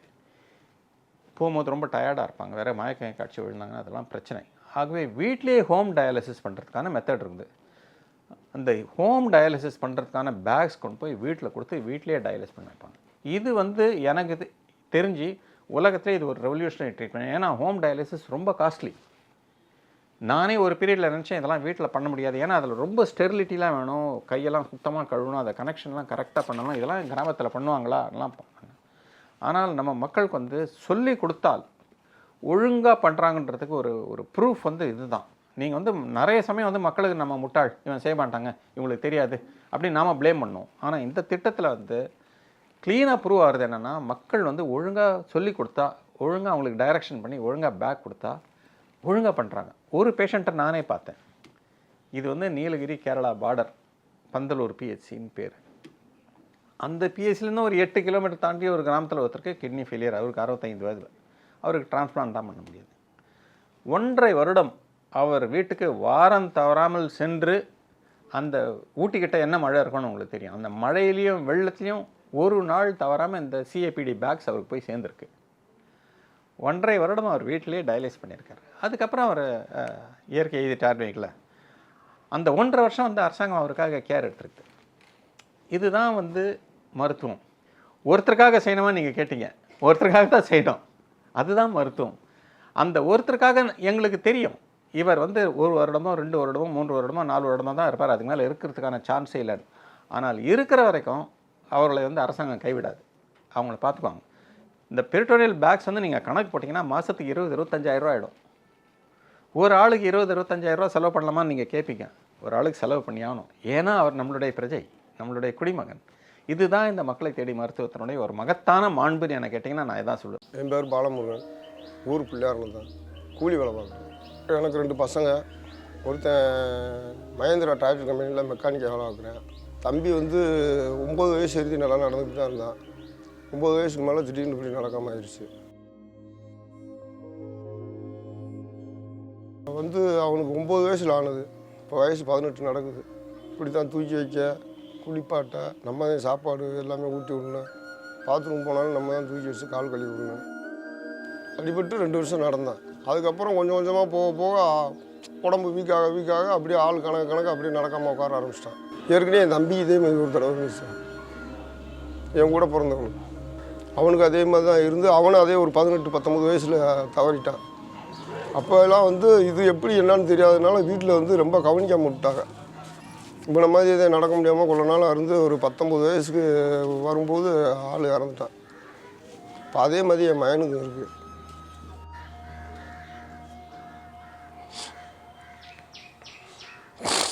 அது நல்லா இருக்கும்போது அவன் வேணும்ன்றத எந்த கடைக்கு கூப்பிட்றானோ அந்த கடைக்கு கூப்பிட்டு போவேன் சார். அந்த கடையில் கூப்பிட்டு போய் அவன் வேணும்ன்றத வாங்கி கொடுப்பான். கபடி மேட்செல்லாம் வச்சா என்ன சார், தங்களுக்குள்ளே 1 கிலோமீட்டருக்கு அங்கிட்டு போய் விளாடுவாங்க, தூக்கிட்டு போயிடுவாங்க. நான் எப்படி தூக்கிட்டு போகிறேன்னா அதே மாதிரி அங்கே கொண்டு சேரை போட்டு தூக்கி கொண்டு உட்கார வச்சுருவாங்க. அப்போ அந்த அவன் கபடி மேட்ச் பார்க்கும்போது அவனுக்கு ஒரு சந்தோஷம், சரி போனால் நைட்டு 9 மணி எழுதி கபடி பார்த்தான் அப்படின்ட்டு வந்து அவனுக்கு ஒரு சந்தோஷம். அப்படியே அந்த சந்தோஷம் அப்படியே அதை நினச்சிட்டு இருப்பான். கேம் போட்டாங்க சார், அங்கே வந்து போடும்போது அவங்க வர சொல்லிட்டாங்க, அந்த மாதிரி ஊனமுற்றோர் இருக்கிறவங்களாம் அங்கே வாங்கினாங்க. அங்கே தான் போனேன். தம்பிக்கு கார்டு கீடு எல்லாமே கொடுத்தாங்க. மாதம் 2000 ரூபா அவனுக்கு பணம் கொடுக்குறாங்க. தம்பியை வந்து எங்களுக்கு யார் சொன்னாங்கன்னா உமன் ஹெல்த் வாலண்டியர் அவங்க தான் எங்களுக்கு வந்து அறிமுகப்படுத்தினாங்க. எப்படின்னா தம்பி நடக்க முடியாமல் இருக்காங்க அப்படின்ற மூலமாக சொன்னாங்க. அதனால் வந்து பார்க்க வந்துருந்தோம். வந்து வீட்டிலே வந்து நேரடியாக வந்து பார்த்தாங்க.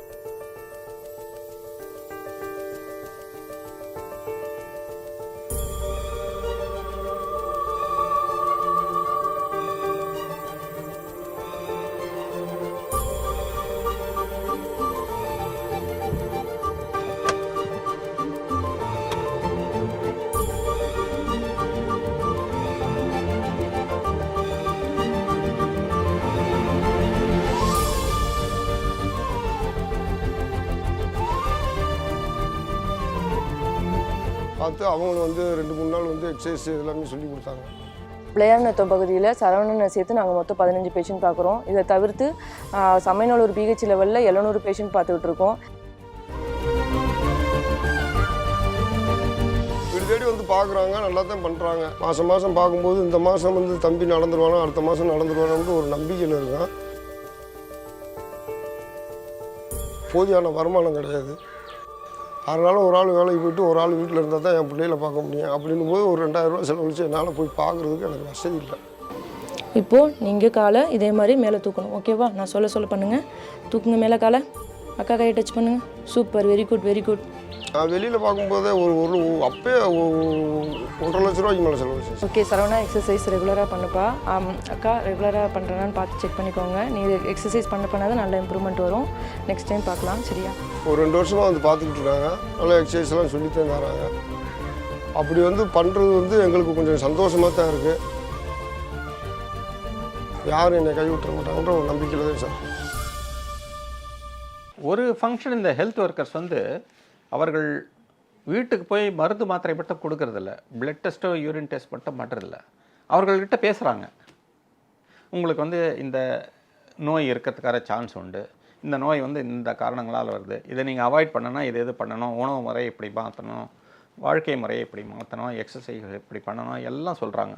அதே மாதிரி உங்களுக்கு ஸ்லைட்டஸ்ட்டு உங்களுக்கு இண்டிகேஷன், லேசாக செஸ்ட் பெயின் வந்ததோ அல்லது லேசாக வீசிங்லாம் வந்ததோ அவர்களுடைய நம்பர்லாம் கொடுக்குறாங்க.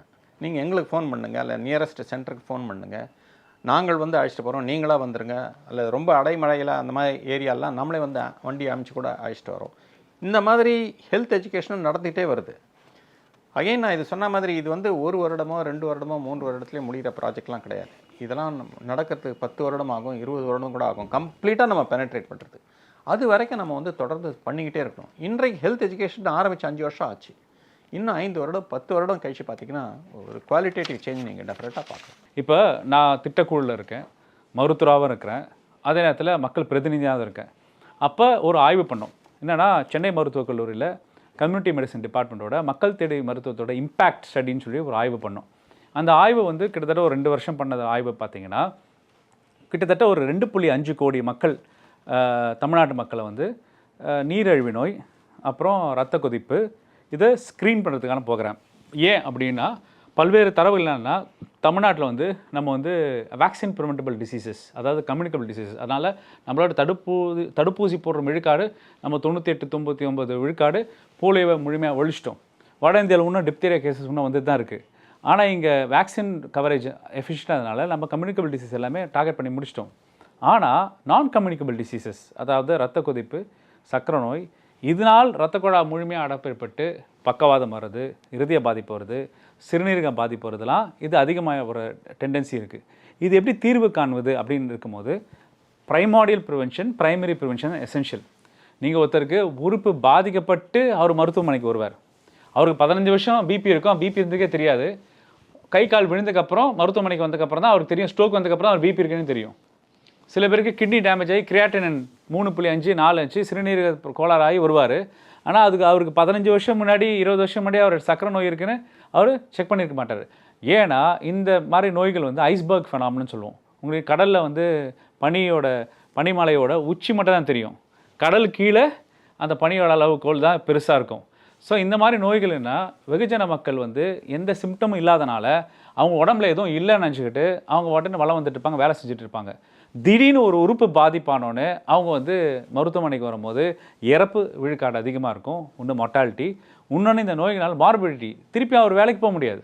இப்போ ஒருத்தருக்கு கிட்னி, ஒரு அம்மாவுக்கு ஒரு கிட்னி ஃபெயிலியர் ஆச்சுன்னா டயாலிசிஸ் வாரத்துக்கு 3 வேளை போனால் அவங்க வாழ்வாதாரம் எல்லாமே முடிஞ்சு போயிடும். இது அறிஞ்சு தான் தமிழ்நாட்டு முதல்வர் என்ன பண்ணுறாருன்னா, ஏன் நம்ம வந்து ஒரு ஸ்க்ரீனிங் ப்ரோக்ராம் ஒரு மேசிவ் ஸ்கேலில் நம்ம பண்ணால் என்ன? இப்போவே கூட எங்களை எங்கேயாவது முதியோர் இல்லத்தில் சேர்த்து விட்டுருங்க. ஏன்னா எனக்கு என்னால் ரொம்ப முடியலை. ஒவ்வொரு நேரம் கை காலெலாம் ரொம்ப மூட்டு வாடை வேறு இருக்கா, என்னால் நடக்க முடியலைன்னு அப்படி தான் சொன்னேன். வாங்க பேசாட்டுக்கு இந்த முதியோர் இல்லத்தில் கூட யார்கிட்டயாவது கேட்டு சேர்ந்துக்குருவோம் அப்படின்னு. இவங்களுக்கும் வயசு 63 வயசாகிடுச்சு. 500 ரூபா தான் சம்பளம் வாங்குறாங்க. அது தக்கனதான் நாங்கள் வாழ்க்கையை ஓட்டிக்கிட்டு இருக்கோம். வெளியெல்லாம் எங்களால் மாத்திரை மருந்து எதுவுமே வாங்கி சாப்பிட்ற அளவுக்கு வசதி கிடையாது.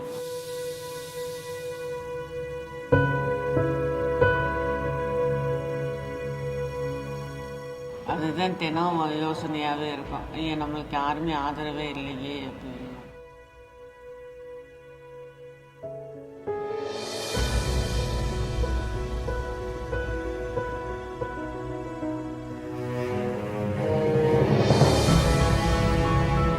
என் பேர் சாந்தி தேவி. எப்பயும் போல் சிஸ்டர்லாம் இங்கே வந்து செக்கப்புக்கு வருவாங்க. வாரத்துக்கு ஒரு நாள் வந்து பிபி, சுகரு, ப்ரெஷரு எல்லாமே பார்ப்பாங்க. பார்த்துக்கிட்டு இருக்கேன்ல ஒரு நாள் ரொம்ப அந்த கைவலியே அதிகமாகிருச்சு. அப்புறம் இந்த பிஎஸ்சிக்கு இந்த ஆணையர் ஆஸ்பத்திரிக்கு போனோம். அந்த வலிக்கு ஒரு 8 மாத்திரை கொடுத்தாங்க. கொடுத்து உடனே ஆம்புலன்ஸை வர வச்சு எங்களுக்கு பெரிய ஆஸ்பத்திரிக்கு சேர்த்தாங்க. சேர்க்கும்போது அந்த ஹார்ட்டில் அடப்பு இருக்குன்னு டாக்டரெல்லாம் கன்சல்ட் பண்ணாங்க. 2 நாளில் உங்களுக்கு ஆஞ்சியோ பண்ணணும் அப்படின்ட்டாங்க. எல்லா டெஸ்ட்டும் எடுத்துட்டு காப்பீட்டு திட்டத்தெல்லாம் வச்சுருக்கீங்களான்னு கேட்டாங்க. எல்லாமே இருக்குது சார் அப்படின்னா. அப்புறம் காப்பீட்டு திட்டத்தில் பண்ணோம். எப்படியாவது காப்பாற்றணுங்கிற இதில் இருந்தோம்.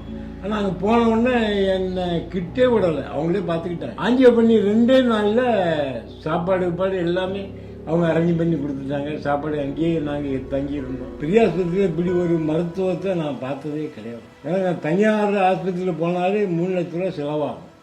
எங்கள்கிட்ட அந்த வசதி எதுவுமே இல்லை. நான் ரொம்ப பயப்படுவேன். நம்ம இல்லைன்னா இவருனால ஒன்றுமே செய்ய முடியாது அப்படின்ற ஒரு பயம் இருக்குது. குழந்தை குட்டி இல்லைன்னாலும் பிள்ளைக்கு பிள்ளையா நம்மளை அனுசரிக்கிற மாதிரி நல்லா பார்த்துக்கிறான். எதுனாலும் இப்போ எனக்கும் எல்லா வியாதியும் இருக்குது. சுகர்லேருந்து எல்லாம் இருக்குது. அதனால் பக்குவமாக பார்த்துக்கிறாங்க. அவள் இல்லாமல் இல்லை. வியாதி வந்தால் எங்களுக்கு பயம் ஆகிடுச்சு. பிரிஞ்சு போயிடுவாங்களோ அப்படின்னு பயம் ஆகிடுச்சு. ஆனால் அந்த ட்ரீட்மெண்ட்டை பார்த்தோன்னா எங்களுக்கு நம்பிக்கை வந்துருச்சு. எனக்கு ஒரு சந்தோஷமாயிடுச்சு. அதுக்கு முன்னாடியெல்லாம் கவர்மெண்ட்டில் போயிருக்கோம். சும்மா தலைவலின்னு போனால் ஒரு மாத்திரை கொடுப்பாங்க, அவ்வளோதான். ஆனால் இங்கே மாதம் இன்னும் டெஸ்ட்டுக்கு வர சொல்லி உடம்பு ஆரோக்கியமாக நல்லா இருக்கும். எனக்கு உயிர் பிச்சை கொடுத்து இது பண்ணிட்டாங்க. அதே ஒரு பெரிய தாக்கம் கிடையாது. இதுவரை என் லைஃப்பில் எத்தனையோ வருஷம் ஆச்சு. எத்தனையோ ஆட்சிகள் நான் பார்த்துருக்கேன். இப்படி ஒரு ஆட்சியை நான் பார்த்ததே கிடையாது. இங்கே ஜிஹெச்சில் வாங்குற மாத்திரை மருந்து தான் சாப்பிட்டு.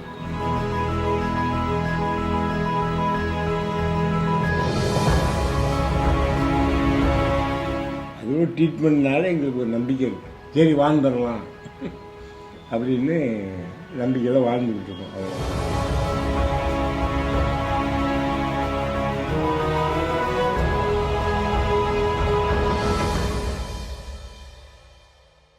ஸோ இதோட பெனிஃபிட், இது அவுட்கம் நாங்கள் ஆய்வுகள் பண்ணும்போது பார்த்தீங்கன்னா எந்த சமூகத்து மக்கள் பயங்கர பெனிஃபிஷியஸாக இருக்காங்கன்னா schedule cost and schedule try, பட்டியலின மக்களும் மலைவாழ் மக்கள் தான் இந்த திட்டத்தில் முழு பயனாளிகளாக இருக்காங்க. அப்போ என்ன வருதுன்னா, உழைக்கும் மக்கள் அவங்க தாங்க மருத்துவ உடம்புக்காக நான் மருத்துவத்தை அணுகுவது அவங்களுக்கு தடையாக இருக்கிறது பல காரணங்கள் இருக்கலாம். இப்போ அந்த தடையை தமிழ்நாடு உடைச்சிருச்சு. இப்போ அவங்களுக்கு வந்து நேரடியாக ஒரு மருத்துவத்துறை சார்ந்த செவிலியர்கள் வீட்டுக்கு போய் செக் பண்ணும்போது முதல் முறையாக அவங்களுக்கு நீரிழிவு நோய் இருக்குது, முதல் முறையாக அவங்க ரத்த அழுத்தம் இருக்குதுன்னு கண்டுபிடிச்சி அவங்களுக்கு மாத்திரை கொடுக்கும்போது அவங்கள வந்து உயிருக்கு ஆபத்தான ஹார்ட் அட்டாக்கு, உயிருக்கு ஆபத்தான ஸ்ட்ரோக்கு, பக்கவாதம், உயிருக்கு ஆபத்தான சிறுநீரக ஃபெயிலியர் வந்து நம்ம காப்பாற்றிடுறோம். அப்போ அந்த காப்பாற்றுற பெனிஃபிட் வந்து அதிகமாக இருக்குது.